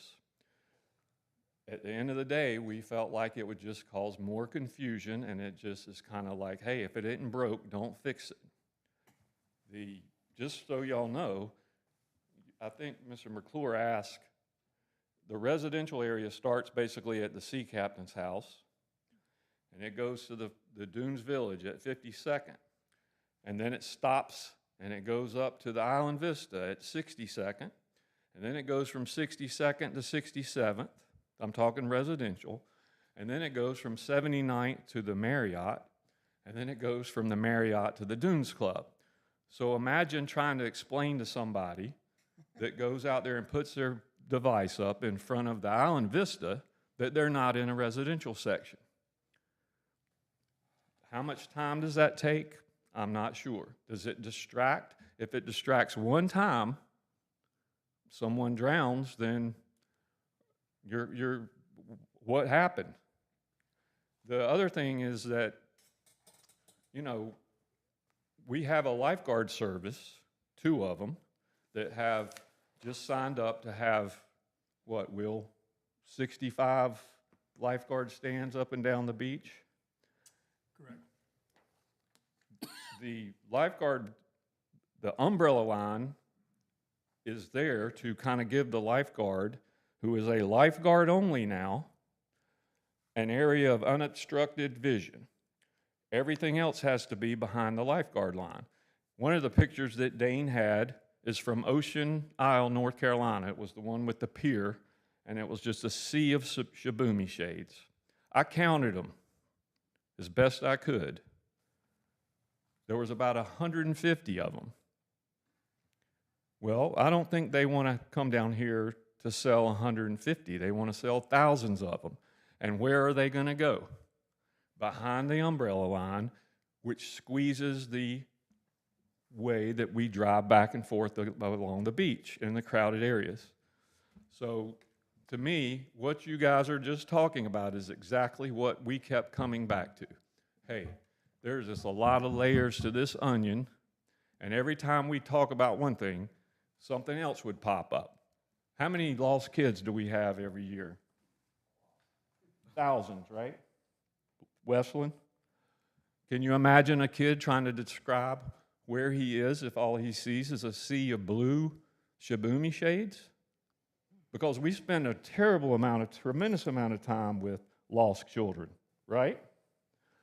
There are all different layers to the safety issue. And at the end of the day, again, we have beat this one up and down. So we came back to the same thing over and over again, which was the point of my first speech, is that at the end of the day, we feel like the ordinance as it exists is better than changing it. Okay, my question to you, and I appreciate you for saying that, and I appreciate you bringing up the lost children issue, because that's something we did not talk about today. My question to you is, did the Beach Advisory Committee, when you looked at this 5 times, did you also look at these 2 types of shading devices differently? Did you look at the single pole differently than you did the shaboomy type? We looked at, I believe Paul was at the last meeting, and I believe there was someone locally has a device that's similar to this. We basically said that this did not fall within the shading ordinance that exists. Now, I looked up the definition of umbrella, because you start getting into kind of semantics about what is an umbrella and what is not. Is his device an umbrella? I'm not sure, but it is a wind-driven shading device, and that is not allowed in the ordinance. And there again is where we kept coming back to over and over again. And I will say one thing, when we looked at a possible relaxation of this ordinance, one of the things that kept popping up was the enforcement of it, because we felt like it was going to open up a can of worms, and just like Mike said, there would be pop-up tents and canopies, and people come down there and put tents up that are bigger than this area sometimes, and we really don't have the enforcement capabilities to do that. The lifeguards, who are now lifeguard only, are not supposed to be dealing with code enforcement. That's a distraction. And don't forget that we get lawsuits every time someone drowns because of distractions. So we changed that, lifeguard onlys, okay? The code, the people who can enforce the code are really just the police department, right, Kevin? Even the fire department has no legal authority to enforce the code. All they can do is suggest to someone, but the person doesn't have to listen to them. If they don't, they have to call the police department. How many police officers do we have on the beach, Kevin? 2 for 8 miles.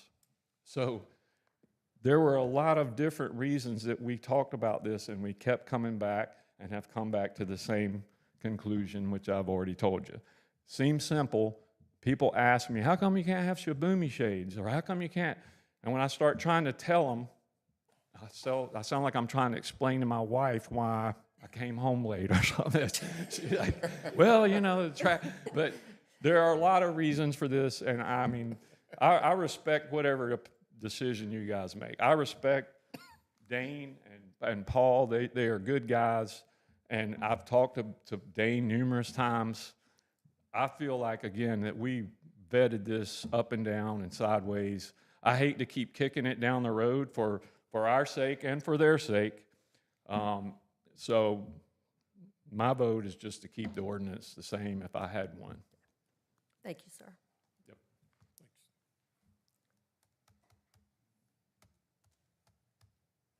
I'm going to suggest the same.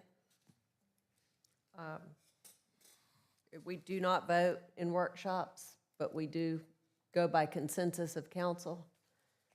And so that would be myself, Mr. Smith, Mr. Chestnut, and Mr. Louder to keep things as is.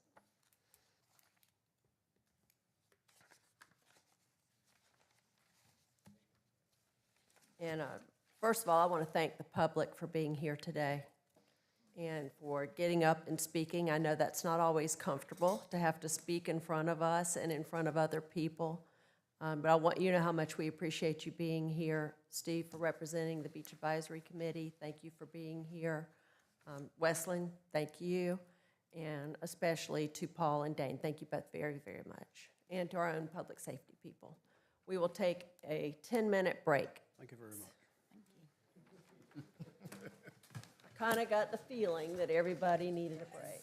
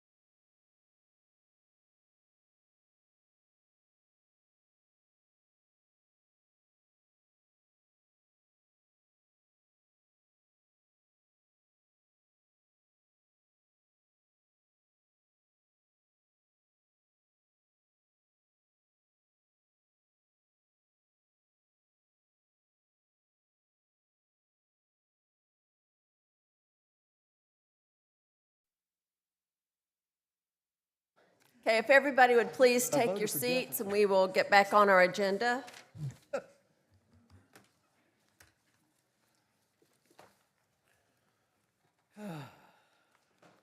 All right, our next item today is a discussion on credit card fees, and Jeremy Roof is going to lead us through that.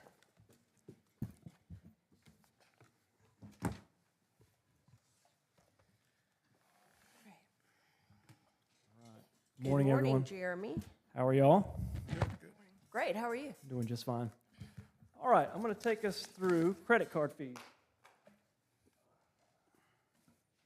and talk about our current state of credit card fees and how they exist in the not South Carolina, but in the city of Myrtle Beach, and what is on the horizon for 2025 when it comes to credit card fees for the city of Myrtle Beach, because as you all know, 2025 will be here very shortly.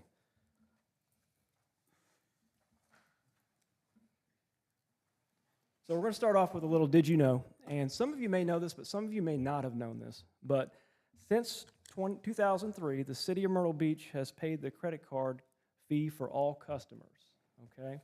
And as of June 2024, the city of Myrtle Beach pays on average over $500,000 for credit card fees for the customer. So what does this mean exactly, pays the credit card fees for the customer? We've all been to a restaurant before or somewhere where when you get your bill, you have two fees, or not two fees, but two totals. Let's say it's a pizza restaurant. You say a cash total of $50 and a credit card total of $52. We've all seen that before.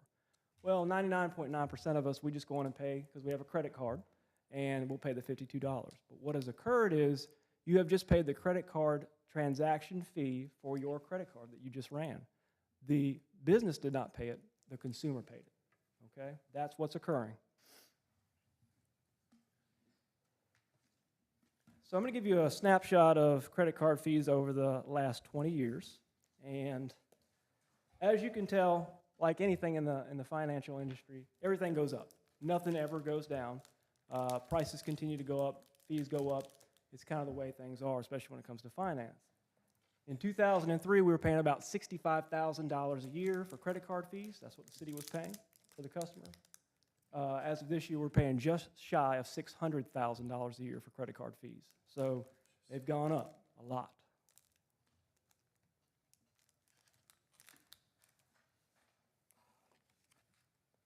So what has changed over the past 20 years? Well, as I just alluded to, the credit card fee has increased 9 times the amount being paid by the city since 2003. What has also changed is the creation and implementation of online payment portals have now become a standard and preferred payment method for the customer. Now, we all use them. We've used Amazon, or we've bought something from Bass Pro. You go in there, you buy something, it goes into your shopping cart, and as you're getting ready to pay, there are some websites where you can tell right away you're being moved to somewhere else to pay, and there are some that you don't even realize, but you have been moved, but it occurred in the background. That is what a payment portal is. You're going somewhere where it's secure, it's a location away from the website that you were on before, and you make a payment. They're convenient, they're fast, they're great. They cause us to burn holes in our wallets because we just buy things so easily, but a payment portal is the way or the preferred way to conduct business nowadays when it comes to paying for things online. So you're probably wondering, why are we talking about this? You know, Jeremy, what are you getting to? So the city of Myrtle Beach, as most of you know, is in the final stages of a multi-year, multi-department software conversion. The expected go-live date is going to be early next year, and we are all thrilled that we're finally getting to a close of this. So what's going to occur is the city is going to bring several fees online that have been transacted by traditional means over the past 20 years. You will now be able to pay permit fees, business license fees, hospitality fee, and local A tax online, which is great. People have been wanting it for a very long time. We're finally going to deliver it. It's going to be a great product, and we're looking forward to it.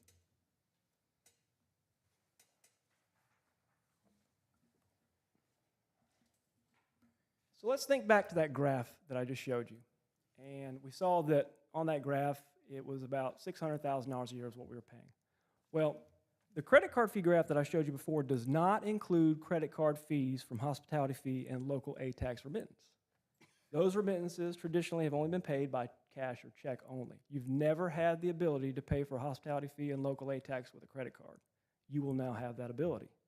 So what's going to occur is the City of Myrtle Beach credit card fees will see a major increase when hospitality fee and local aid tax are able to be paid via credit card on our new online portal.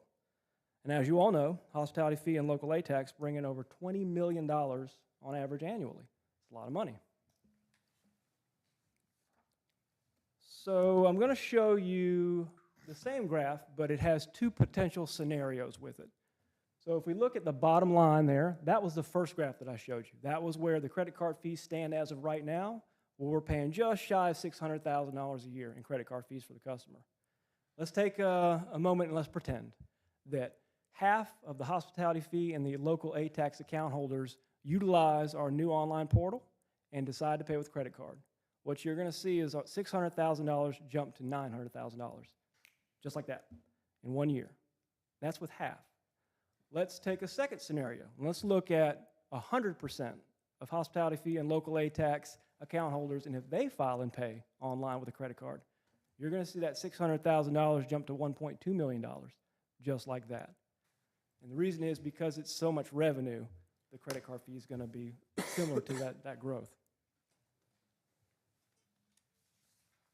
Just think of how many credit card points you could get if you owned a hotel. Oh, running those things through the city. I'm getting to that. That's all part of the conversation.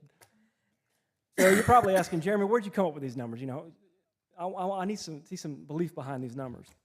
So the current average credit card fees for all current payment solutions in the City of Myrtle Beach is 2%. That is our average fee. We have some solutions as low as 1% and some as high as 3%. The new payment portal credit card fee will be 2.75%. So what this means is that any payments that are paid by credit card on the payment portal or paid through the cashier at City Services will incur a 2.75% credit card fee. So you're probably asking, well, Jeremy, was that a high percentage? Is that competitive in the market?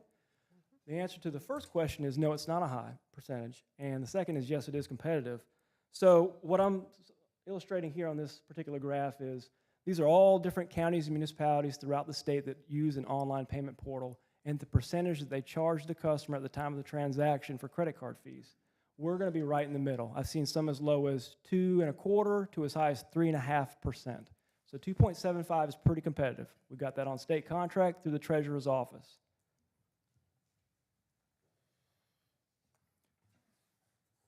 So this is what we're proposing. Most private businesses, municipalities, counties, state and federal government have adopted the convenience fee model, surcharge program, and/or the service fee model, depending on what type of entity they are and if they are public or private sector. There are rules. Public and private sector, they have different rules for how you can charge. Under these models, through a recovery program, the credit card fee is passed to the consumer or the customer, like we talked about earlier. What we are suggesting is a hybrid approach, okay? We're not saying every fee is going to be paid by the customer. We're saying just a few of them. So what we're suggesting is under the service fee model, only certain transactions are subject to the recovery credit card fee. And this is going to be done in an effort to stabilize credit card fees paid by the city. So here's the plan. The 2.75% will only be charged to the customer on payment portal credit card transactions and the credit card transactions completed with the cashier at City Services. There will be no fee charged to the customer for any payment portal ACH or e-bill transactions. The city will still pay that transaction fee. So let me illustrate what this means. Let's pretend, Councilman Connor, you are at the city and you're going to pay for a permit and a business license.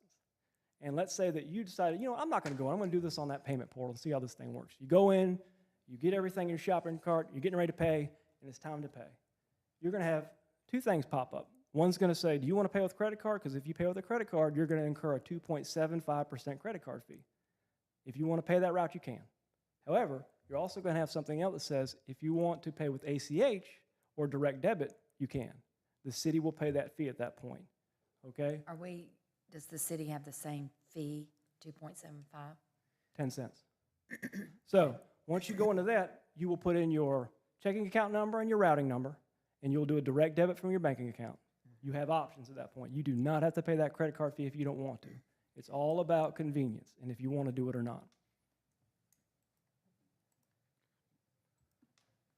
There are many other places in the city that will still be business as usual, where no credit card fee is paid by the customer, it's paid by the city.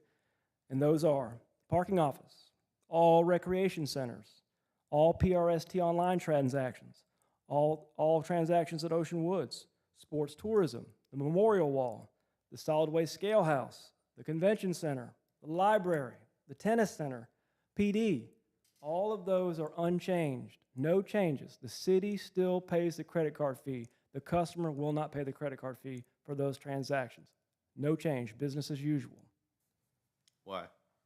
Because you're not using a payment portal.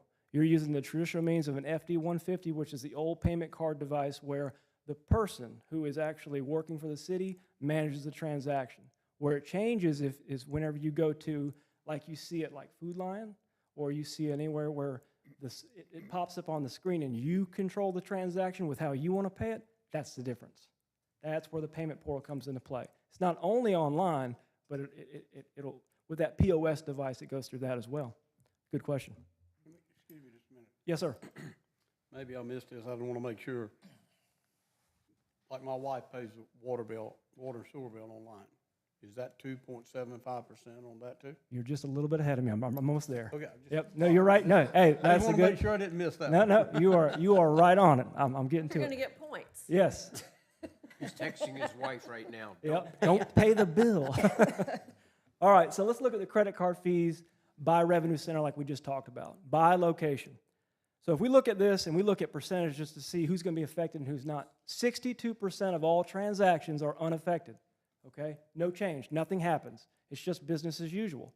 You go to Pepper Gettings, you want to pay for a membership or something like that, nothing changes. It's the same as it always has been. The city pays the credit card fee. And where the change does occur is in the remaining 38%. And that's the transactions that occur through cashiering or through city services. The business license fee, the permitting fees, hospitality fee, and local aid. That's where it changes. So let's talk about the breakdown of cashier payments. Because we talked about it before, and you're starting to allude to it, of when you go over to the cashiering office, there's several things you can pay for. You can pay for permits, business license, hospitality fee, local aid tax, and you can also pay for your utility bills. Well, the preferred payment method right now, and this one kind of shocked me when I started digging into the numbers, of all the transactions that occur at city services is actually check. 77% of all transactions that come through that payment window is a check. I thought that was amazing. I couldn't believe that. I thought for sure 77% would have been credit card, but it's not. 3% is cash, and the remaining 20% is credit card. Okay, so the people that will be affected is actually a much smaller number. But remember, you have options also. You don't have to use it if you don't want to. You can do ACH or e-bill. So to get to what you were talking about, as we get closer to it, when you have a utility account, you don't have to, as it stands right now, you will not have to pay that ACH, or excuse me, you won't have to pay the portal amount like you were talking about. The reason is we already have a payment portal built and in place right now for utility, and it's not going anywhere for a little while. When I say a little while, it's at least a couple of years because we have a contract. So you will not have to pay credit card fees for utility bills if you're paying through Paymentus or utility e-service. That remains exactly the same 100%. Now, if you came into city services, this is where it gets different, and you wanted to pay with a credit card, yes, you would at that point. So that encourages people to actually file and pay online your utility bill, okay? You don't have to pay the bill, or not the bill, but you don't have to pay the fee, which is great. I want to move and show you guys how many other places do this. Now, this list is not all inclusive, but this is not new. This is something that's been going on for a while where I think over time people started to realize, wow, these credit card fees are just getting out of hand. We need to make a change. And that's why we've prompted the discussion today. Like I said, this list is not all inclusive. This includes Horry County, Charleston County, Georgetown County, City of Columbia, Spartanburg County, City of Greenville, Mount Pleasant, City of Georgetown, City of Beaufort, the State Business License Portal, Town of Lexington, City of Charleston, City of Florence. all of these places have this model in place. But a fair share of them have all fees that are paid and incur that fee. We're only doing a handful. So that will be savings to us, and that, for anything, it'll make the consumer have options, is what we want them to have. Bless you. So let's summarize. Remember, the purpose of this initiative is to stabilize potentially increasing credit card fees by the city, okay? The city wants the ability to pay for the customer to be easy and accessible via online means or in person. We're going to check that box with our new payment portal. They're going to have multiple ways to pay. They won't even have to come in, which is great. Remember, 62% of the transactions will remain business as usual, where the city pays the fee. 62%, no change. The remaining 38% of those transactions that include business license fees, permit fees, hospitality fee, and local aid, those are the ones that will be affected. However, the customer will have the option to do ACH or e-bill, which means they don't have to use their credit card if they don't want to.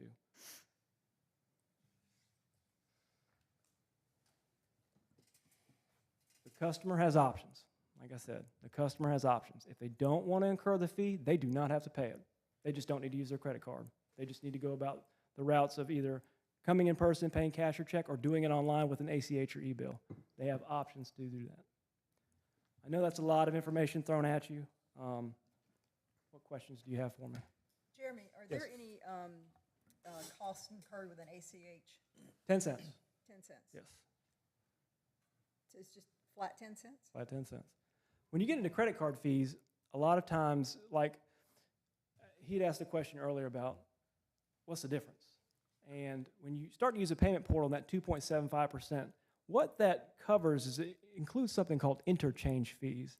I'm sure you've all heard of them before, but they're like these little tiny fees where if you're using Bank A and Bank B, well, they're charging a fee. They're not charging it to each other, they're charging it to us. That's what the 2.75% covers. When you look at what occurs at, let's say, Pepper Gettings, and you swipe your card, while the cost is low to the city, the interchange fee is still there, and we still pay those fees. It's smaller because we're looking at a smaller dollar amount. When you start talking about business license, hospitality fee, local aid, permitting, that's big money. Those are large transactions for the most part. Not all of them are, but some of them are. But what we find in business license, hospitality fee, and permitting is that when you get to the larger transactions, they don't pay with a credit card. The Walmarts of the world, the Targets of the world, they'll either do a check or they're going to send somebody down there with a check. They're either going to mail one or come down there. They don't, it's kind of, I mean, while you could pay for a $200,000 business fee with a check or with a credit card, it's just not really a preferred method. You know, having the payment portal and having the ACH, which is a direct debit from your account, I really think a lot of people are going to do that. I know, talking to a lot of our hospitality fee payers, they have been asking us for years, when in the world are y'all going to be able to do this stuff online? Every other place does it. Why don't y'all do it? Mm-hmm. I expect a lot of them, probably 90 to 95%, to do it online. But I think a lot of them are actually going to do it through ACH or e-bill. I really do. You know, the credit card that I see, a lot of times that's done by the out-of-town person getting a permit or the out-of-town person getting a business license. I think it was 57% and 43%. 57% of the credit card transactions are for in-city businesses and permit holders, and then the 43% was for out-of-city. So those particular items, you know, we're covering the fee for people that don't even live here, for businesses that aren't even here. Now, they have some sort of existence here, and that's why they have a business license, but do they actually have a store or something here? No, and we're still paying those fees, which is why I think it's time for us to take a new look at it and to explore the options that many other counties and municipalities have done. Jeremy, yes, ma'am. You said 62% of transactions will not be affected. Yes, ma'am. Right now, we're paying about $600,000 a year. Yes, ma'am. What will that amount go to? That's a really good question. So right now, with the way it stands right now and the fees that are able to be paid through cashiering and city services, my thought is if we have 62% of transactions left, I would think we would at least drop under the $500,000 mark, and that should stabilize. But that is, it's such a loaded question because you don't know people's spending habits and how they do things. You know, with the world nowadays, everything is easier. Everything's easier to be paid. But if if history is what it should be and continues the way it should, I think that our credit card fees will go over $500,000, which would be good. You know, it would show that we have controlled our credit card fees and they haven't grown any. With that 62%, it would definitely drop under $500,000. So you showed us examples of cities and counties that do a hybrid system. Are there examples of cities and counties that charge the fee across the board? Those were the ones. So what I showed you were the ones So that they charge charge it across the board on everything. From what I understand, they charge it on everything. Why are we not looking at that? Why would we still be covering up to $500,000 in fees? That's a really good question, too. That's a really good question. Good questions. Yes. Thank you, Craig. For what we're doing for N4, which is our new system, and for the new payment portal that we'll have and the provider for the credit card company, this is the only fees that are covered. What would have to happen is we would have to change our agreements with our credit card company, Fiserv. We could do that. It would just cause a little bit of movement on our part. But yeah, right now, we have the convenience fee model where we're paying for it. We could easily change that. I don't know about everybody else, but $500,000 a year is a lot of money. It is. And there are people who have cashback credit cards who do choose to pay the fee because they're going to, the cash back is a bigger reward than the fee is. That's right. That's right. Credit card companies have made it advantageous to spend money through cashback rewards, airline miles. We see the commercials every day. We're inundated with it. Boom, boom, boom. You know, spend your money, spend your money, spend your money. So it's incentivized to use your credit card. It's safe. It's easy to, protest or when you have some sort of charge, you're able to rectify it fairly quickly. Other than with a debit card, that is much harder to dispute a charge. All or nothing? Do all, is that what we're hearing, all of it? That would be my suggestion, but I'm one person. Yeah, I haven't been to a business in the last several months where I wasn't paying a convenience fee if I used a credit card. It's kind of almost expected. I don't know. Maybe others don't, but. I wouldn't say all or nothing, but it sounds like we're certainly open to all or some. Definitely not nothing. Women all, yeah. We'll do whatever you want. What'd you say, Mike? No, I said that's a lot of money. I would say, personally, I try to pay with a credit card for everything, unless there's an extra fee for a credit card, then I try to use a different method of payment. So if we charge for the credit card fee on everything, people will use fewer credit cards, and we will have fewer fees. Yeah. I think you're right. Jeremy, when the city charges 2.75 for each transaction, some are paying, that's a windfall for the city in some cases? I want to clarify that because that's very important when we talk about budgetary things like this and how we institute fees. We are not instituting a new fee here.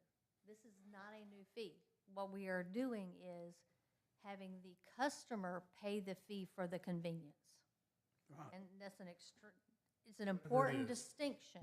If it's 2%, they pay 2%. If it's 2.75, Exactly. they pay 2.75. That's right, and Okay. they pay that fee. We are not creating a new fee. Even if we change the way that we bill for water and sewer and allow them to choose whether or not they want to use a credit card and pay that fee, we're not charging them a fee. That's a fee that the credit card company charges to process. But currently, we are paying a fee, right? Right. So if we stop paying the fee and the customer starts paying the fee, we're still dropping, and we're still. But we're not charging the fee. Technically, we're not, and I understand what you're saying, absolutely. It's semantics. Yeah. But it makes a difference. Yeah. But there is an easy way to avoid the convenience fee. Yes, absolutely.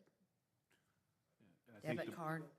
I think that's important, that we don't do anything that makes it so you can't avoid the convenience fee. We would like you to avoid the convenience fee. We would like you to do the easier way. Yeah, you're right, and that's why we want the customer to have options. If you don't want to pay it, you don't have to. You just take another step, and you have to get your account number and your routing number, and at that point, you've paid it. It's all about personal preference.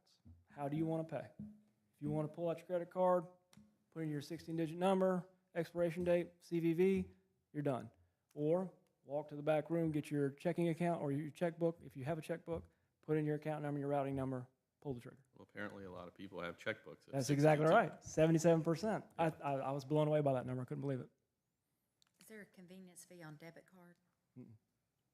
It's all of it's lumped That's a together. little easier than going to get your checkbook. Yeah. For some people. All of it's lumped together on that 2.75%. They lumped, it's called an MSF.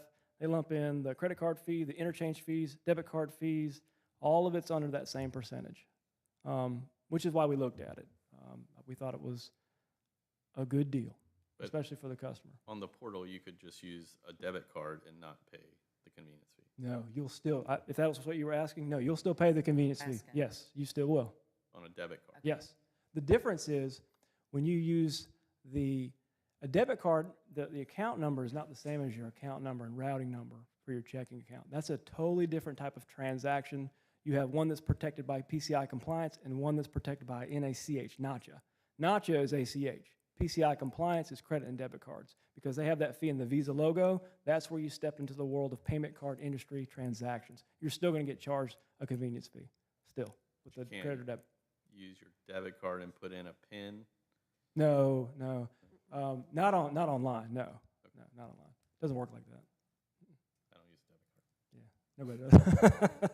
Well, there's some that do, but not many. Not many. Everybody on board?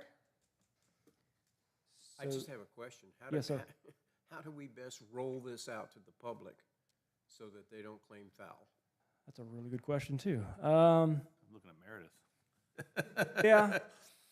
Yeah, I would reach out to public Trying to information. give Meredith a break.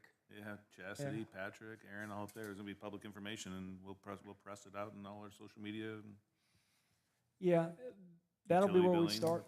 And my department would be the one to answer the questions for it. What do you mean? How? Why? And that's where we say, well, you have options. You can use ACH or e-bill. It's built right in for you to use. And at that point, you get to see really what convenience is. If somebody wants to use a credit card, they can. If they don't have to.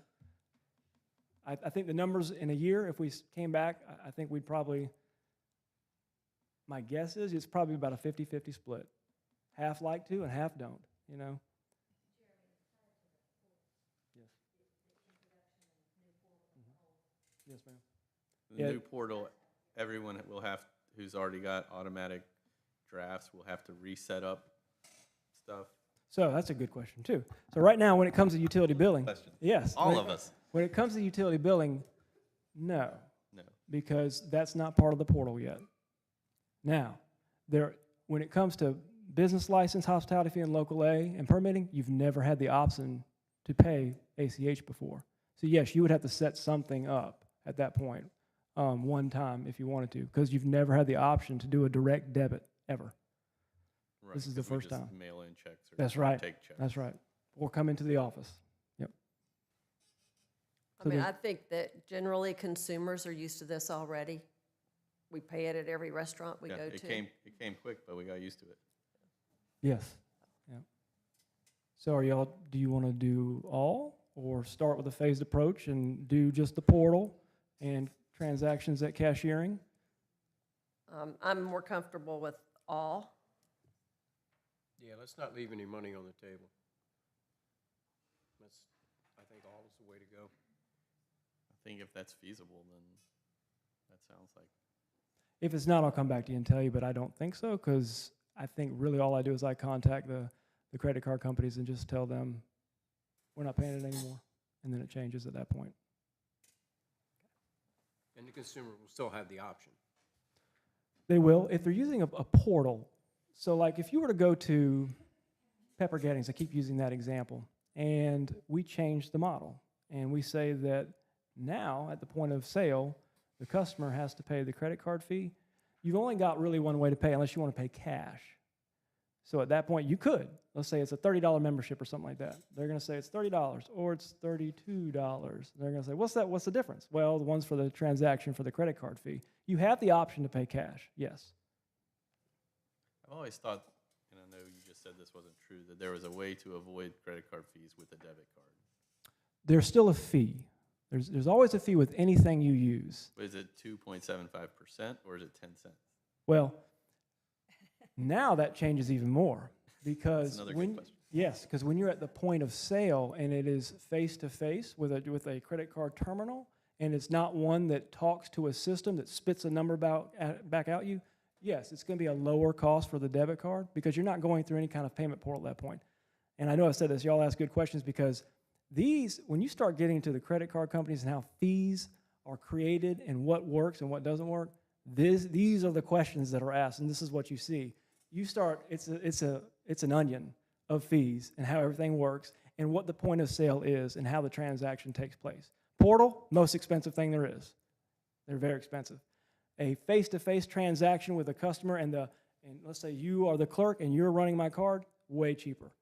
A transaction like at Food Line where there is a system that talks to the portal or talks to the terminal and it spits out a number to you, that's expensive. All of them have fees. It just depends on how you transact that credit card or debit card.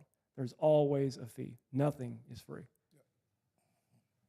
I think I'm imagining somebody going to Pepper Gettings Mhm. and paying for something, and if we're on a portal at home, we have a chance to think about it and change our payment or go find our checkbook or look up our routing number. If we're at Pepper Gettings and we don't have the option, You have cash, that's it. Unless they take a check, which, but they don't have a check with them. yeah, not many people have checks, yeah. I'm a little concerned about that. Well, we can do a phased approach. I mean, it's not, that'd give me time. I can ask questions to the credit card companies and say, this is the way council wants to go. How's this going to work? You know, the first rollout would be if you use the portal or city services after we go live and you use a credit card, 2.75%, but you have the option of ACH or e-bill. And then we can find out how that'll work when we start looking at other transactions throughout the city. I have a pretty good idea of how it's going to work. You're going to have one option, that's cash or a check, to not pay that fee. Other than that, it's just like being at the restaurant. When you sit down and you're getting ready to pay, they bring you the check and you see these two amounts. You can avoid that by paying cash. But I how thought many we people stopped accepting cash at some places. in the city? Yeah. Well, I don't know. I don't think so. I thought wrong, apparently. No. What place were you thinking of? Nobody's nodding their head. What place were you thinking? I could do some homework and see. Huh? Yes. Sports yeah, tourism. Yeah, there are some. They have. They're called Clover devices, and that is a device where there's no cash involved, and it's just easier. But at that point, that fee would go to the consumer. Right now, city pays it. But if we change that, yes, when you run that transaction, there would be a fee associated. There's with no it. way to avoid that fee No. in that instance. Nope. You're exactly right. Because you can't take cash. Because at that point of sale, he doesn't have a bank or she doesn't have a bank with her to make change or that type of thing. You're right. There's also You're right. security. When you have a lot of cash, there's a lot of security, and Yeah, that's when it gets challenging. I know we sports tourism events. I think we have gone cashless. At the vendor's request, and I think at the concession stand, I think a lot of that's for security reasons. Yeah, you don't want people walking around with a lot of cash because that invites, things. Jeremy, is it your recommendation to make it easier for you to phase this in? Yes, ma'am. Okay. Thank you. I will do That's what I anything heard. you say, but yes, if you're asking me like you just did directly, yes, I would appreciate that. That'd make my life easier. But if not, I can do whatever you want. All right, how about you do that and know that we would like to avoid Yes. paying credit card fees. Okay. I can do that. Okay. Thank you. Thank you. Great tie, by the way. Thank you. If it's okay with council, I'd like to move down to the hotel franchise update because Suzanne has been here waiting patiently most of the morning, and that way she can get back to work.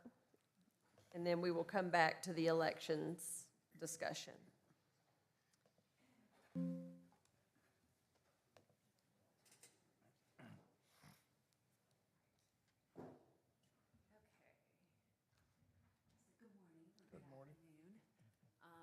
As you all know, our franchise agreement is up. The original franchise with Starwood was signed in 2005. A renewal was done in 2015. Marriott acquired Starwood Hotels and Resorts, I think, late 2016. So our current agreement expired September 30th, 2024 for the Sheraton flag under the Marriott. So we are looking at renegotiating that. My clicker? Is that it? There's a button in the middle. All right. So our current agreement is based on a fixed fee that actually changes based on the RevPAR index change of our competitive set. A little complicated. The reason was when the hotel was established with bonds, there was a certain amount of fixed fees that you had to have versus variable fees. So the first agreement in 2005 to 2015 was based on a minimal fee, and it increased every year by 3%, regardless of what the market did. So when the economy dipped in 2008 and 2009, our fees continued to go up. So in 2015, we tried to understand how could we minimize that in case the economy were to drop again. And so they came up with a minimal fixed fee, which was, I think, $539,000 a year, and it would go up or down based on the market. So typically it would go up and then it would fall in the event that the market was soft for the following year, but it never took in COVID. So when the market fell drastically, we still were cut or had to pay the $539,000 for the franchise fees. So when we started to rebound, the market increased by 98%. So our fees went up 98%.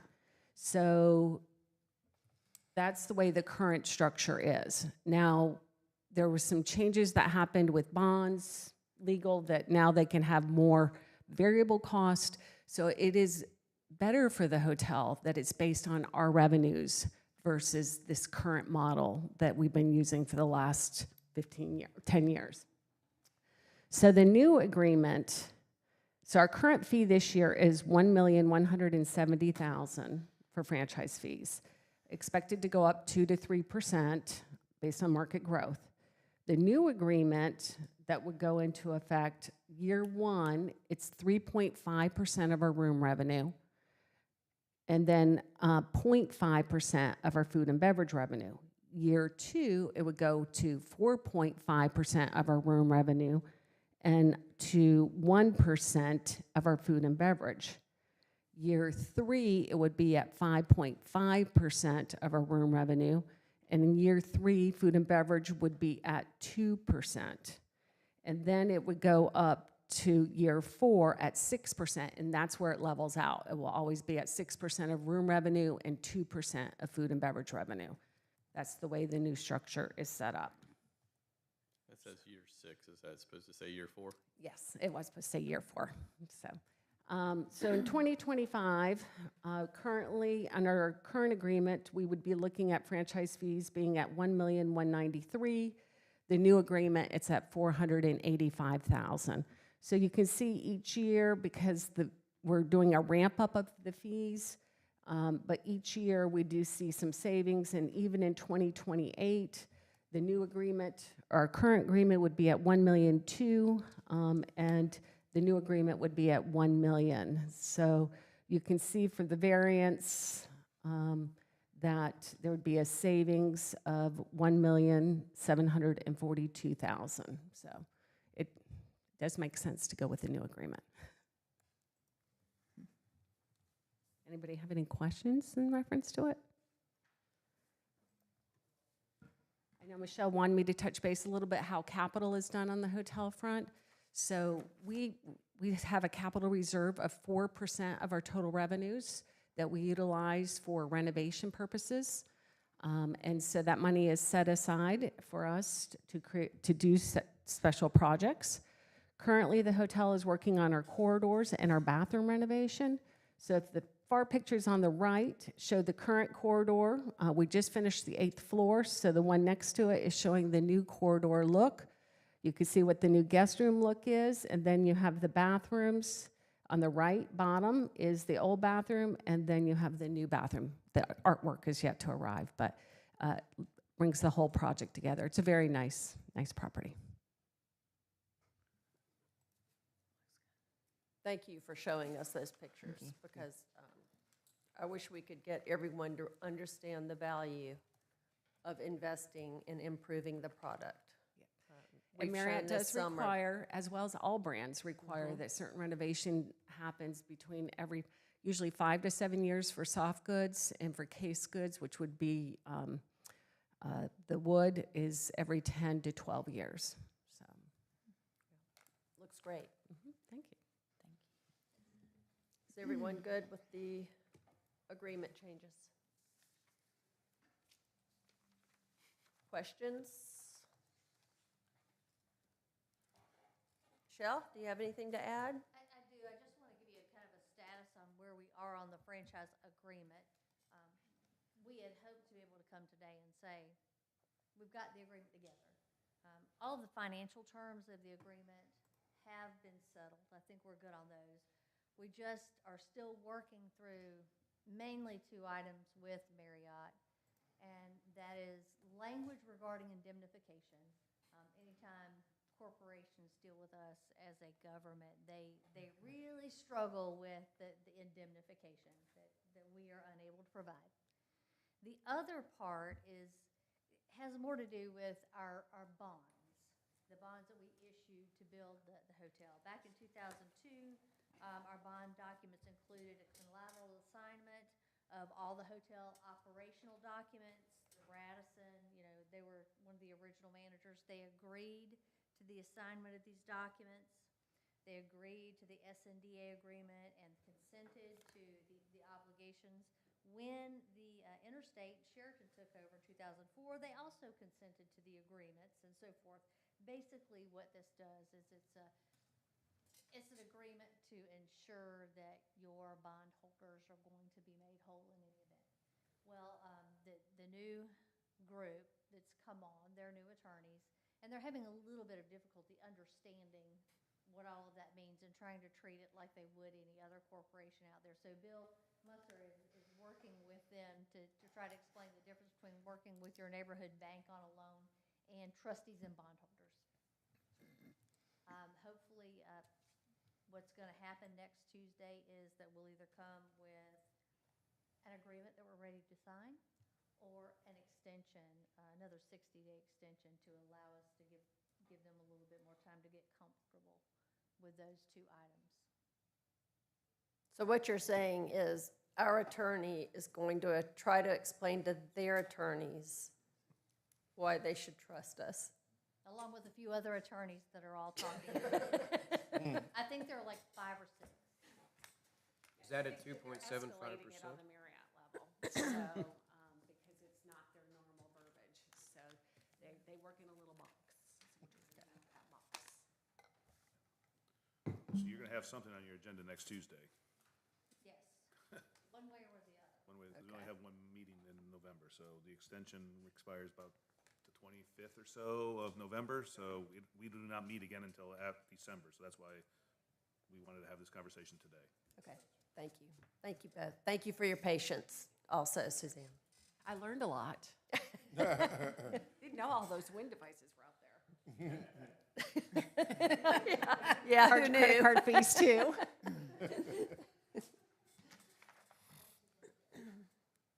All right, and Jennifer is going to give us a presentation where we can discuss the transfer of our elections to Horry County. Absolutely. Just to get some an idea of some direction here. Been working on this for a little while, and just need to know if I should proceed or abandon the idea.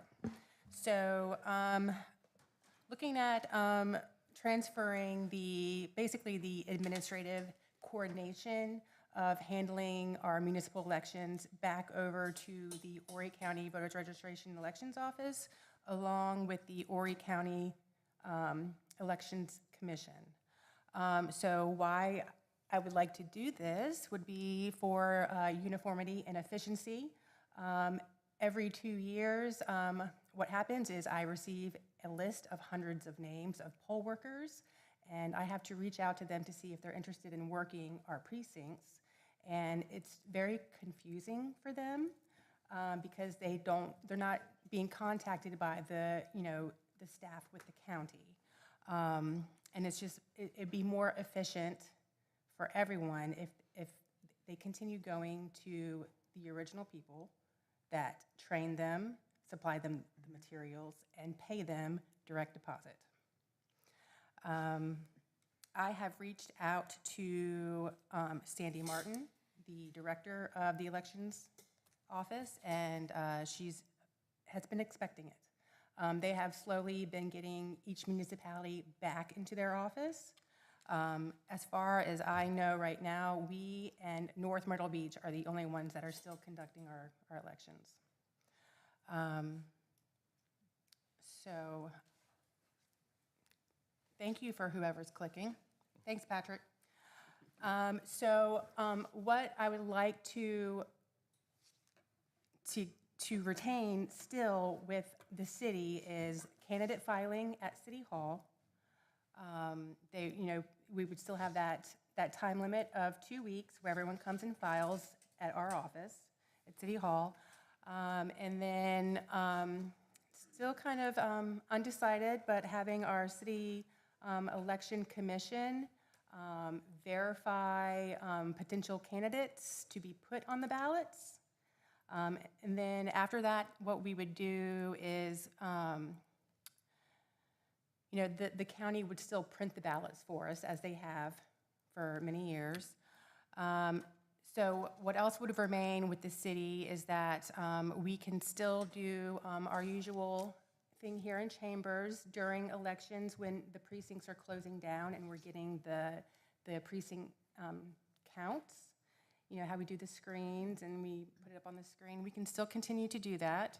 I can coordinate with the county that whoever we decide as a designee, usually myself, I will do that for us with an Excel spreadsheet and as the precincts close down. Another thing that would remain would be all of the cost to the city for the elections would still be the same. You know, it shouldn't go up. Just to give you an idea, each election costs us about $30,000. If there's a runoff, times 2. That should not go up unless poll workers are paid more than now for working the precincts. What would go back to the county would the Elections Commission would do the advertising, and that's done by state code. They would prepare the ballots, appoint the precinct staff for locations, and distribute all the materials. Currently, I am going back and forth and picking things up and taking them back and picking them up and taking them back. My #1 helper is Troy Barron. He's been helping me the last 6 elections. So the county would also have their commissioners do the precinct oversight, make sure, people are not wearing their campaign materials and fights are starting and everything like that. Yeah. They would also canvass the votes to make sure that provisional votes and absentee votes are qualified to go in as, votes for that each election. And then they would communicate the unofficial results to myself or the designee so we can do the screen here in Chambers. And then at the end, the Horry County Election Commission would certify the results instead of a city commission. So what would be next would, we would have to have our ordinance and the agreement presented to you for adoption. And then we would send that to the county where they would have to do the same. They would have to adopt their own ordinance and review the agreement that we had, approved, and legal works out any negotiations between the city and the county. And then, once that is adopted by the county and the city, then 2025 would be conducted from the county. Just need to know how everyone feels about that, if there's any concerns or any questions. I have a couple of questions. Sure. First of all, Yes. I sit and listen to you. Everybody knows where our offices are located each Mm-hmm. election. How many hours would you guesstimate that it takes you and Troy each election between making phone calls, trying to get poll workers, delivering materials, picking up materials? It takes me several months. I have to start working on that about 4 months in advance. I'm the only person that coordinates that. Just to give you an idea, the only other municipality has a handful of staff members and an active commission that works coordinating it together. So I do it by myself. And then, did you say, and I don't know if you said this or not, I'm asking, that we would keep our city-appointed That's still. election commission? That would be, I'm going to defer that question to our legal. And why counsel? do we still need them? For the time being, because we're still, currently our election commission certifies the candidates, and that is a function that the city is retaining. And so, until we can find somebody else to certify the candidates, we will keep our municipal election commission in place. I'm not saying that we won't disband the municipal election commission in the future, but for 2025 at least, we will have our election commission still together. And they will certify that the candidates who have filed are in fact credible, qualified candidates to go on the ballot. Right now, that is their determination to make. And until we have somebody else to make that determination, it will remain the municipal election commission. I'm a little confused because I thought you said the county election commission would be doing that. Well, what happens is, so candidates will come in and file, and to be a candidate on the ballot, you must be a city resident, and you must be a registered voter to be on the ballot. The Horry County Voters Registration Elections Office would be the agency to determine whether they are a registered voter. So basically, we would just need to determine whether they are a city resident. So, Time out. yes, sir. If the requirement is that a person who runs for an elected office in the city of Myrtle Beach, number one, has to be a city resident Correct, and has to be a registered voter. correct.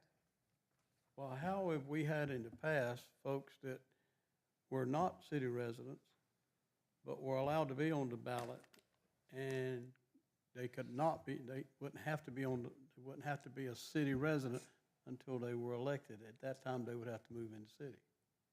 That's not my call. And if that's what our appointees are responsible for, that has not been done. No, it hasn't.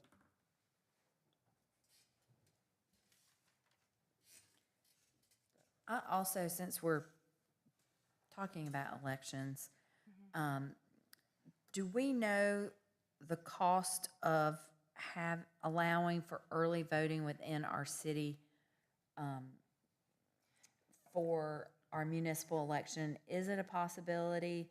I know there'll be a cost related to that, but to have, like at the senior center, seems to be a very centralized location. Clearly, it's been very busy for several weeks with people early voting, but I think that was probably, in our last municipal election, that was probably one of the biggest complaints that I heard from people, is there's no opportunity for early voting within the city, that everyone had to drive to Conway to vote. That's correct. We would have to see if the Horry County Voters Registration Elections Office would be willing to do that. And it would be additional cost for us too. It I would think be at it's- the city's expense to do Yes. that. Well, maybe we can recoup some of that money on the credit card fee and make the election more convenient for people with Folks, a convenience fee. We're going to 3%. Anyway, just my thought. I think we Well, definitely need to one look way or into the that. other, whether it stays as it is or whether it changes. If, I just want to be clear about this, that going forward, that a person comes in to file, Yes, they have to be a city resident, yes, and they have to be a registered voter. Correct. In the city of Myrtle. correct, At the time of filing. correct, At the time they file. correct. Just want to be clear on that one. So who's in our election commission is the one that should vet those candidates, right? I believe that is something the Municipal Election Commission has been charged with. Whether or not they actually do that on the front end, I can't speak to that. Okay, who should send that direction to them to make sure they're doing that? That council? Either council manager or the city clerk. Because I mean, that. I don't think it needs to- matters who. No, I'm just saying it needs to be done. You know, For as long as I've been running for office, there's always. if been we say that somebody that's in what the town law that's is. not a city Well, let's make sure that is the law. resident. Yes. Yeah, well, exactly, I mean. Let me ask this question. What do we mean by city resident? In You other actually words- live in the city of Myrtle Beach. Well, In Not- city and limits. not In inside of a city and limits. pay their donut hole. taxes, Yes. and pay their taxes within the city of Myrtle Beach versus me renting an apartment 6 months from an election Right. and my Which is driver's what has license being happened. changed. You know, that looks like I'm a city resident, but, That's a resident, I think. well, I also have a home in Florida where I pay my property taxes. Am I a city resident? Where are you registered Are to you? vote? Where are you Where registered? are you to vote? registered to I'm vote? registered in South Carolina, I think No, that's you're where, city? registered in the city of City? Myrtle Beach. city of Myrtle Beach. I think you can only, one man, one vote. Where are you registered to vote? Okay. That's right. Just want to be sure. That's right. Bingo. Currently, the city ordinance requires that if you wish to be a candidate, you are to make an oath, statement of candidacy. I, the undersigned, am a citizen and a registered voter of the city of Myrtle Beach. That qualifies you to go on the ballot. If Then are you a should have to citizen of not Myrtle Beach. only turn in your driver's license, you should have to show your voter's registration card. Which I ask for when people do their filing. Some evidence of that, yes. If there's discrepancies, I bring it to the commission's attention. There have been numbers who have not been city I residents. understand that. Does anybody have issues with turning this over to the county? I think Okay. it's a great idea. I will proceed in getting that ordinance and agreement completed for your consideration at the next meeting. The only thing, I did want to point out, I know there was some confusion about why do we need to keep our municipal election commission? And the state law says that if the municipality transfers only a portion of the election responsibilities to the county, we still have to keep. An election Okay. commission. If we were going to give candidate filing and qualification to the county as well, we would not. Okay. That's my understanding. That makes sense. Thank you. There are 3 seats on the commission. One is expired and one has resigned. So, just Has that been posted? a little tidbit. No, not yet, but it can be in 2 minutes. Okay. It's now 1 minute and 50 seconds. No pressure. All right, thank Okay. you, Jen. You're very welcome, thank you. All right, Michelle, let's end the day before executive session with the fiscal year '24 wind-up ordinance briefing. Everybody ready to get wound up?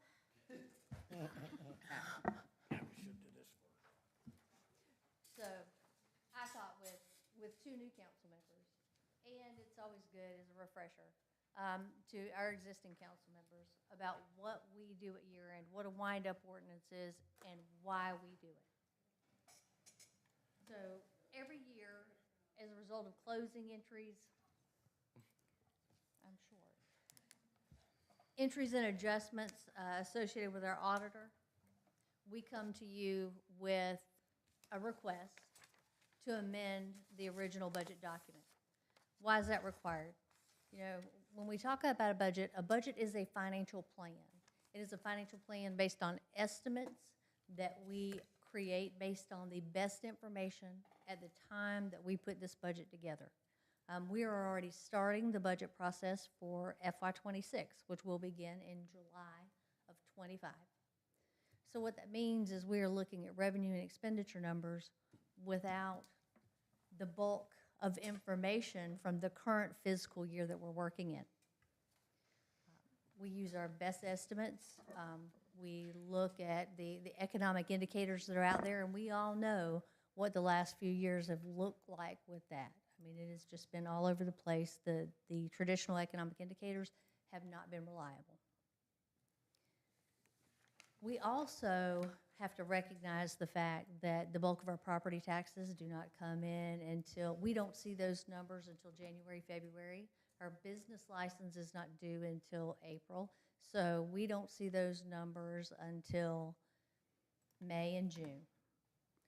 Franchise fees, the last quarterly payments for our A-tax and our TDF and those things actually come in after year end. So what we're working with are estimates and projections. So naturally what happens is there are going to be variances between what we put in our budget document and in our plan and what we end up with at year end. Now what we have to do is we have to have an appropriation for every expenditure that we have. In situations where our expenditures exceed what we had estimated, we have to come to council and ask for an appropriation to balance that budget and make that expenditure a proper use of funds. So what I wanted to do is talk to you about what I expect the wind-up ordinance to be that I bring to you at the next meeting. This will give you a little bit of time to ask questions and understand a little bit more. But before I move on, do you have any questions about a wind-up ordinance and why we would need that to adjust the original budget ordinance? Okay. Now I'm going to start off talking a little bit about the general fund balance. And I want to emphasize that while we think we have all of the numbers together for the audit, this is one of the last steps before we pull everything together. Some of these may change. I don't expect any major changes, but there could be slight adjustments between now and next Tuesday when I put the ordinance before you. But starting with the general fund, what we have is some really good news. We've ended the year really strong. The revenues have come in 11.7 million over budget, with the bulk of that in property taxes and business license. Two of those revenue sources, as I mentioned, that we really are estimating at the beginning of the budget cycle. Our expenditures were 4.9 million under budget, with 1.2 million of that in personnel costs and some other distributions at 2.8 million. So on to the breakout of the fund balance. The beginning fund balance for the year was $32.8 million. We gained $14.6 million with this year's operations for a total fund balance of $47.5 million. Now, all of that fund balance is not just free and clear for use. We have certain things that we call reserves and restrictions. Some of those are required by generally accepted accounting standards, and others we do like a disaster reserve contingency, those sort of things to ensure that our going concern. I'll walk through some of those reserves and restrictions. We have things that are called non-spendable. Non-spendable reserves and restrictions are when we have deposits on hand from someone prepaid items, inventories, things that aren't really cash that can be spent. Roll forward of capital and contracts. So say we enter into a contract this year, but for whatever reason, the supplier can't provide the services, or we've ordered some equipment and it gets delayed. Well, our budget ordinance allows us to roll forward those appropriations as long as there's expenditure capacity in the budget, and there is. We have what's called a library building fund. Apparently, there's a box or something over there where they collect money every year, and it maybe $120, maybe $100 a year. Well, we set it aside here for any event that comes up where we do major renovations to the library or eventually build a new library. We have a legal contingency of $500,000. That's just in case anything were to come up and we needed more funds to supplement the city attorney's budget. And we also have a $2.5 million disaster reserve.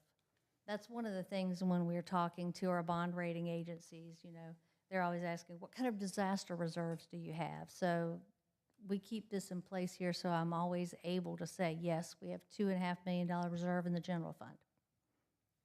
Is that like in case we have a hurricane and we need those, the additional trucks that pick up the limbs and the trees and stuff and bring them in before FEMA? Anything, that's right. That's right, before we can get those FEMA payments, which can take anywhere from 2 to 10 years, depending on the nature of the storm. Michelle, is that enough? We're going to keep talking about that. $2.5 million alone is not enough. But that is why we always talk about our need to have 25% unassigned fund balance. Because once we get through all of these things here that I'm talking about, these reserves and restrictions and so on, that ending fund balance, we want to see. Our policy has always been between 15 to 20%, but our goal over the last couple of years is to get that to 25%. That's at least 3 months operations. When I say 25%, that is 25% of the annually budgeted expenditures in the fund. So basically, we could cover 3 months' worth of expenses without revenue coming in.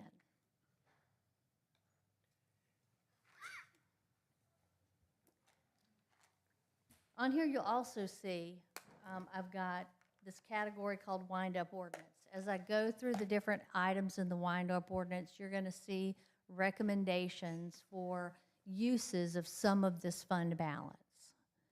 I've got $2,450 for the Victims Advocate Fund, $347,000 for the South Carolina Opioid Recovery Fund, the RHRA catch-up contribution, and CIP for city services. I'm going to talk about each of those when I go through those parts of the ordinance. I just wanted to give you an idea that if we do allocate these funds, what we'll be left with is a fund balance of $32.6 million. That actually is 26% of the expenditures that we had budgeted for, or that we incurred for FY24.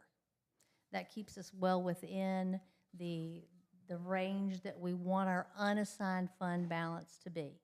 All of these items up here, the reserves and the restrictions, are the unassigned, are the assignments. The items under the wind-up ordinance are not assignments, but what they would do is reduce the fund balance at the beginning. So net of these assignments, you would have a 26% fund balance remaining. That gives us about 95 days worth of operations. Which is incredibly strong. Yeah, and one of the things I was telling Fox the other day, I'd gone to the bank to do something, and up on the wall there was a screen, and it was, you know, encouraging savings, and it said, consider the fact that you live in a community where 6 months out of the year is hurricane season. You need to build up your reserves. And I thought, that's a really good point. That's one we try to hammer home here all the time, but I thought it was pretty fitting. Well, Michelle, you say we've got 95 days worth of savings. That's 95 days of savings at current operational levels with zero income, correct? With zero, what? Zero income. Yes, So 50% of income, then that doubles the savings to that is correct, 190 days. correct. And cutting services or cutting back on things because we're in a panic makes it go longer. That is We've right. got 95 days at current operational levels. And that's only the general fund. She's gonna get into some other funds where there's Yes. actually additional cash. Mm-hmm. Yep.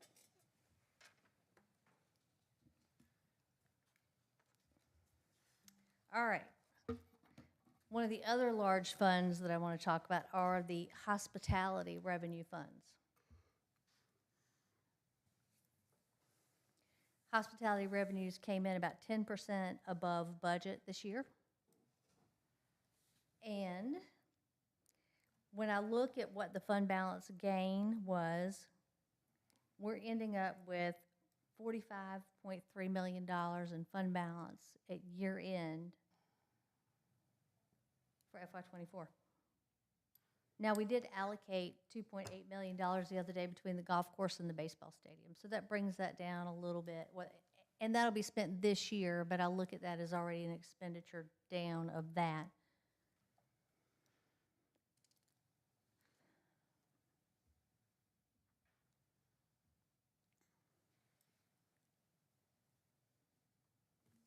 One of the things that I do want to talk about when we look at that fund balance, I'm going to recommend that we transfer $305,000 to the convention center to offset the operational deficit, and then another $136,714 to the sports tourism fund, again, to shore up some of the situation where expenses exceeded the budget. After those transfers, and considering the transfers to the baseball stadium and the golf course, will leave us with $42 million in the hospitality fund. Now, when we were doing working on the bond issue the other day, we had a gentleman come up, and he asked the question, well, what are you going to do if something happens and you don't have these hospitality revenues come in? Well, I thought I would show you what that fund balance, what that $42 million fund balance allows us to do, what kind of condition that puts us in. So on the right-hand side here, I'm showing you the debt service for FY25 that we use, that we cover with hospitality, is going to be $7.7 million. We do a number of transfers for operations to help offset the cost of the services we provide that are really driven by tourism, and that's $20.8 million. And then we also use the hospitality funds for a number of capital projects throughout the city. That's another $15.6 million. If you add up all of those, and these were included in the FY25 budget, if you add all of those up, that's $44.2 million. So the $42 million fund balance that we estimate we'll have if you pass this wind-up ordinance is 95.2% of what our total budgeted expenses are for next year.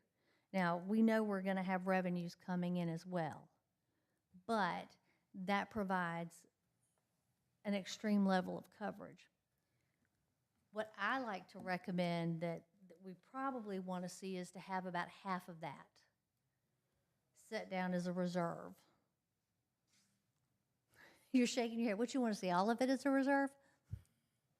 Leave it like it is. Yeah. I know. I get it. And what I'll say is that when we come to you at budget retreat and we talk about the capital projects and capital needs, the fire station on 21st Avenue, you know, the SFA came and talked to you about things that they need done at the sports center. When we talk about Savannah's playground, when we talk about the fact that we really need another law enforcement building, those types of things, items that weren't previously in the capital plan but have come up that we know we need, we'll talk about this. and put it before you folks. But you understand and you know now what you're looking at before we get into our other recommendations and before we get to budget retreat.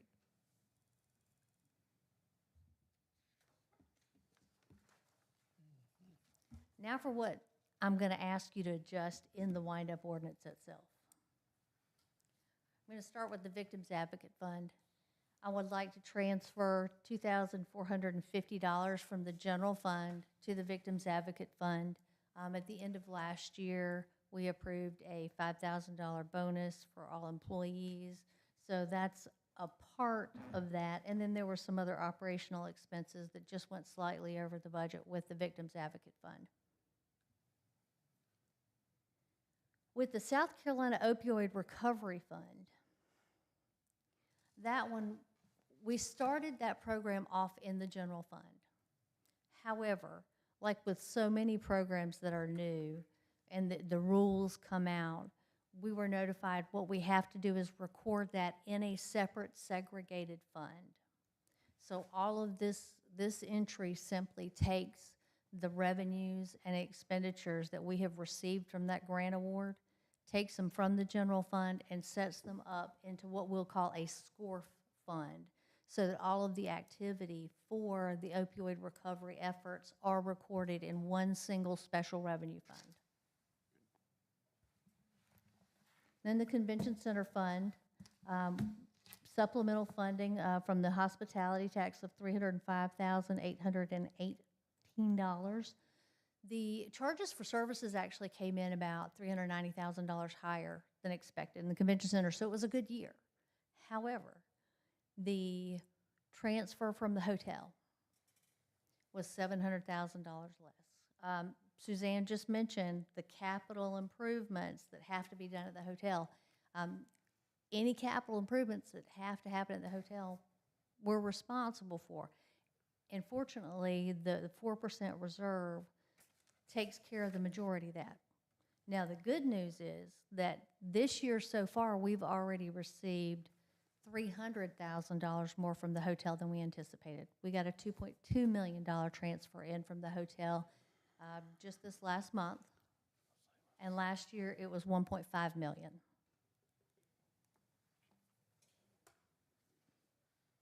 The Oceanfront Tax Increment Financing District. So here we have two things. We've got $38,923. That is a result of the fact that mid-revenues came in $38,000 more than what was budgeted. So what I have to do with that revenue, I have to take that, transfer it over to the Downtown Development Fund, and hold it until we do our next budget and use it and budget it for the mid-projects next year.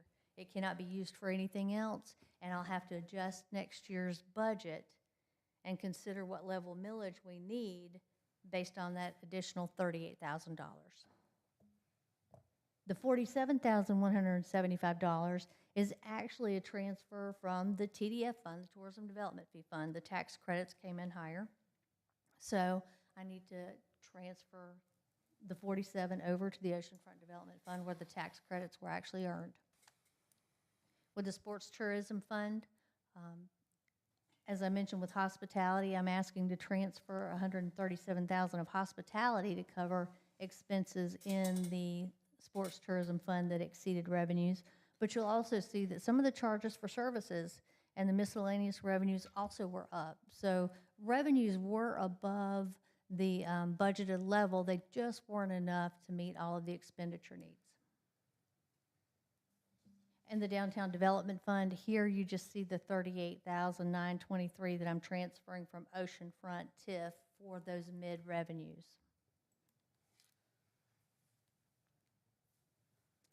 In the Debt Service Fund, we'll be transferring $38,145 from the Tourism Development Fee Fund. Again, the tax credit that was allocated was higher than budgeted by $38,000. The Local Option Tourism Development Fee, here you'll see three different transfers, the one to the General Fund, the Oceanfront Tax Increment Fund, and the Debt Service Fund, all for the same purpose, because the tax credit actually was higher than budgeted.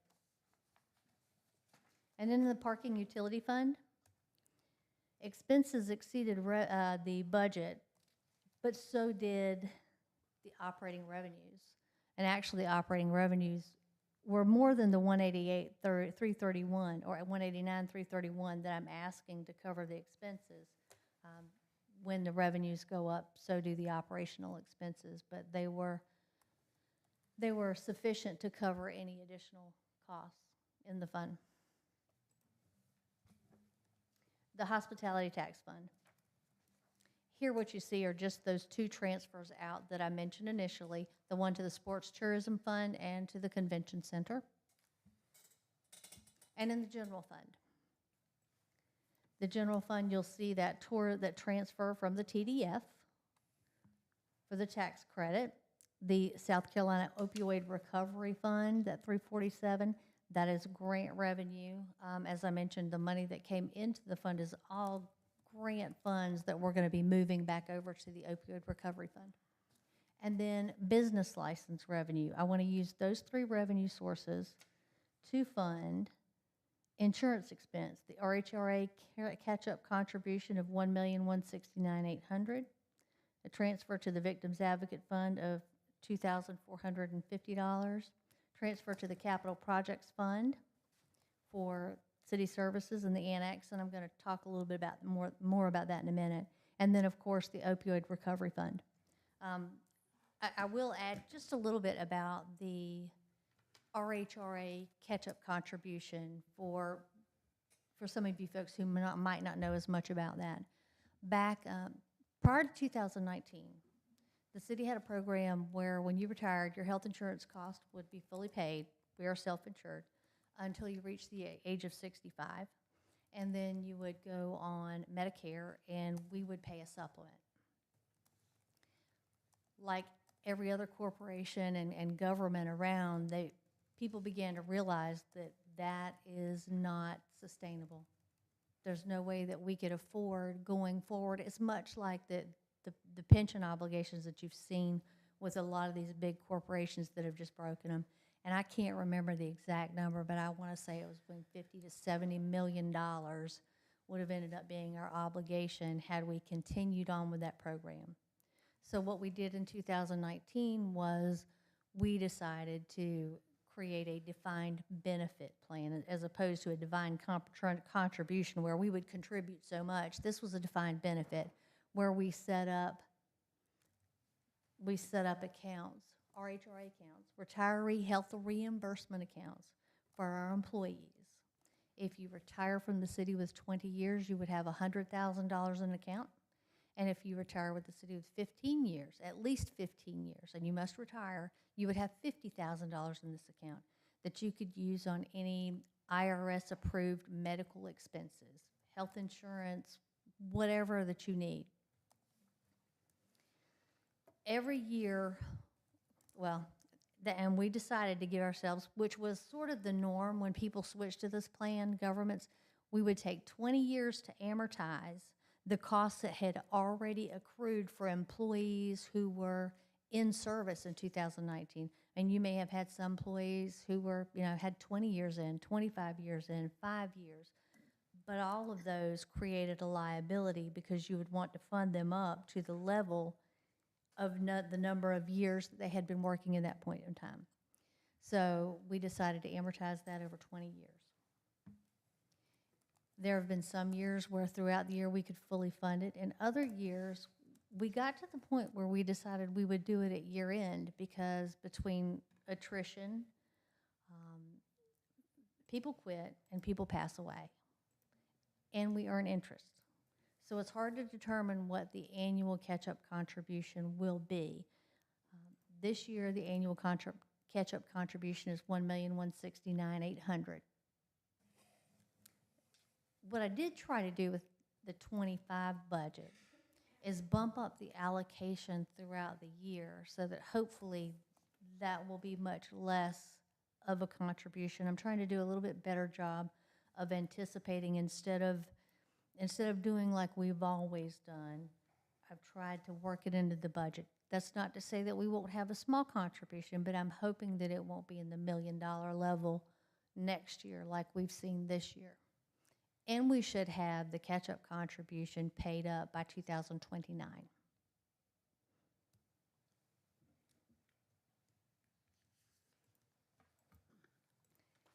And now for the request to transfer funds over to the Capital Projects Fund for the City Services Building. As all of you know, we had been working on renovating the City Services Building. I think that initially the thought process was, we're going to be in the building for a few years. It is in dreadful shape, and it needs a little bit of a facelift. Once our folks got in there and started working on the building, they realized how good the bones of the building actually are. That the building actually has a life that's 15 to 20 years more. And as they began to do the renovations, they realized that there was much more potential, not only for the life of the building, but for the growth and the ability for us to grow and put more people into the building. Not only that, they ran into some plumbing issues, which cost a little bit more money, and then figured that, well, if we're going to add offices, we have to add bathrooms. And, well, offices being furniture, and looking at the furniture that is in there, there are literally desks held together with zip ties. Desks that are pieces of other desks put together in some offices. So what we'd like to ask council to do is appropriate $1.3 million to allow us to put another roof. The city services roof needs to be repaired. To finish and furnish 13 new offices back in the warehouse. Add 2 restrooms. 2 conference/training rooms in the building. We'll renovate the upstairs and be able to bring over 4 other employees from IT and put them in one group upstairs. And also renovate the annex, finish renovating the annex. So for that $1,360,000,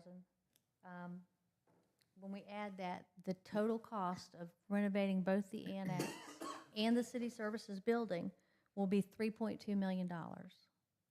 Now, back when we contemplated putting a new city administrative complex in the downtown, the estimate at that time, and that was 4 years ago, was $66 million. So instead of doing that and renovating this building at 4.3% of the cost of building a new facility, we get an additional 15 to 20 years of life out of this building.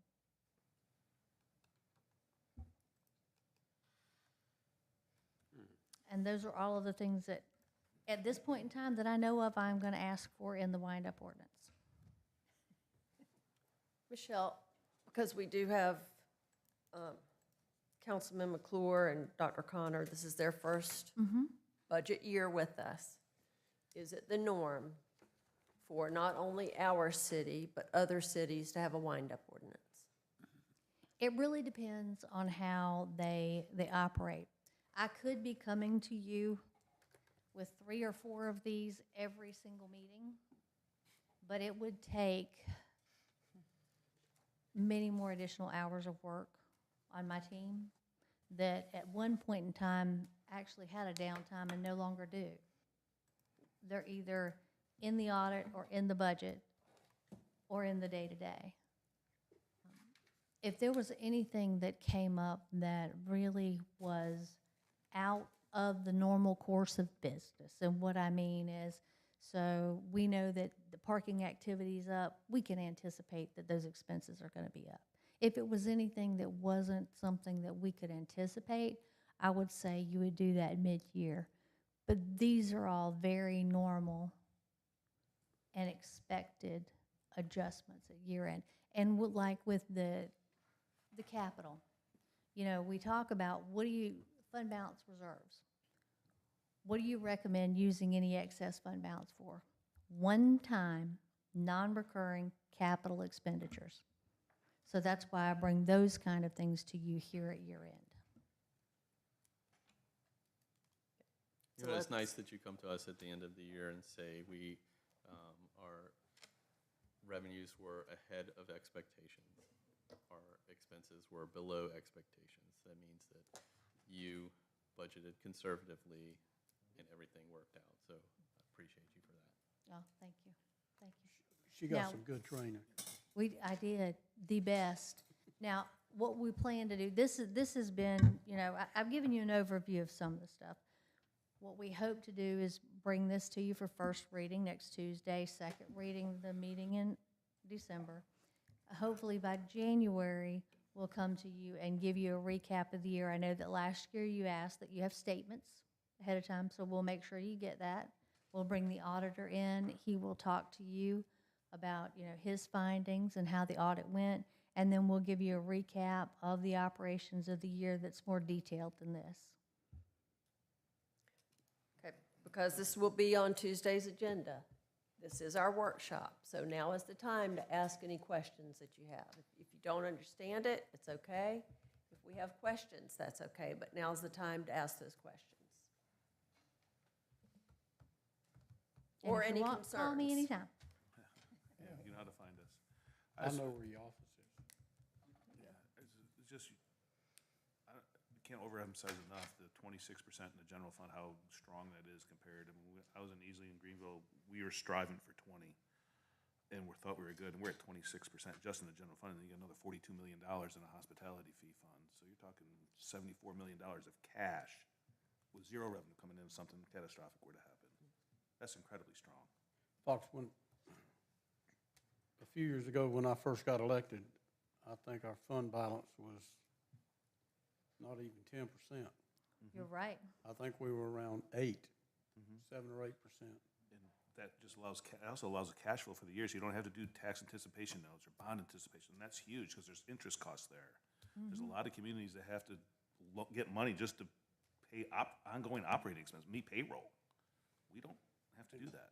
What I wanted to say about that was from, not just because Mike Louder become a member of city council, but the council at that time and up to the council today, one of the goals has been to make sure that we had a minimum of 20 and also if we could get to 25%. And that's including folks sitting in right here now. And so I think coming from 7 or 8% to 26%, that's a pretty good jump over the last 15 years. And it is all because you guys have really stuck to that. Michelle, if you have an area that is not meeting budget, right? Is that their general fund budget that they're not meeting? If they're going over, is it based on employee? It really depends on where it is. Like, I mean, you have employees and departments in the convention center, sports, tourism, stormwater. There are different funds. And what we do is we have our analyst, when we look at the statements every month, they look at it. As a matter of fact, we just had a conversation yesterday about some of the different ones. Like, okay, why is this here? Why is this there? How about go look at it? Let's check. So that we can have conversations throughout the year where the departments say, I noticed that we are 3 months in the year. That's 25%. I see your budget running at 30. What's going on? Oh, okay, you had a big contract you had to pay out at the beginning of the year, or you had a big event that you had to really staff up for, but you expect it to stabilize throughout the year, that kind of thing. Or sometimes we see that the expenditures may be higher, let's just say in sports tourism, and we call up Tim Huber. Tim, what's going on? Well, this year we had this new event come on that we didn't expect, so we had to staff up higher. Well, then naturally, okay, well, but that's fine because we know that those revenues are going to come in, and if they don't match dollar for there, we know that the economic impact of that event that Tim Huber had or that Brian Monroe had at the convention center, those kind of things. So when we're looking at the statements every month and analyzing them, that's what we're keeping in mind. And that's when we know what is the normal course of business variation versus something that's out of the ordinary that I need to come and we need to have a conversation about.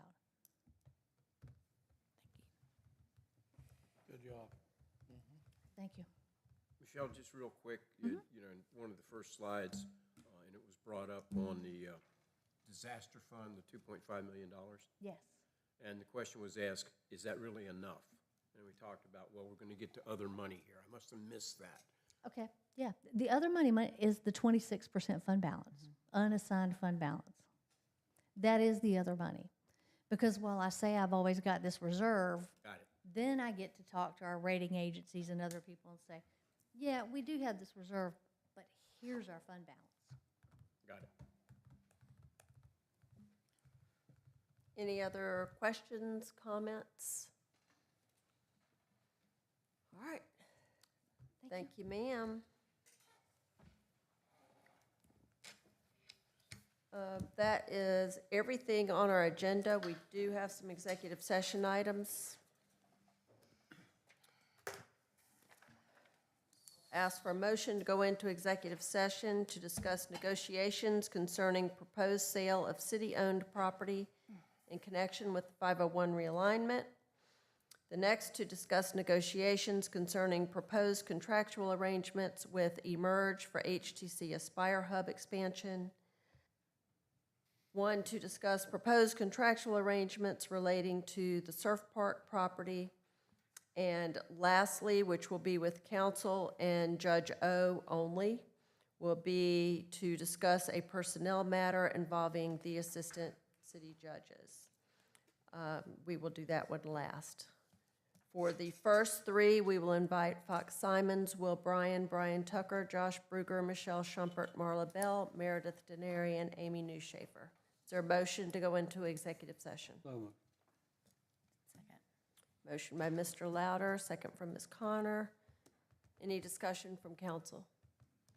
Any discussion from the public? All those in favor? Aye. Aye. All those opposed, motion carries. Meeting in here. We'll stay right here.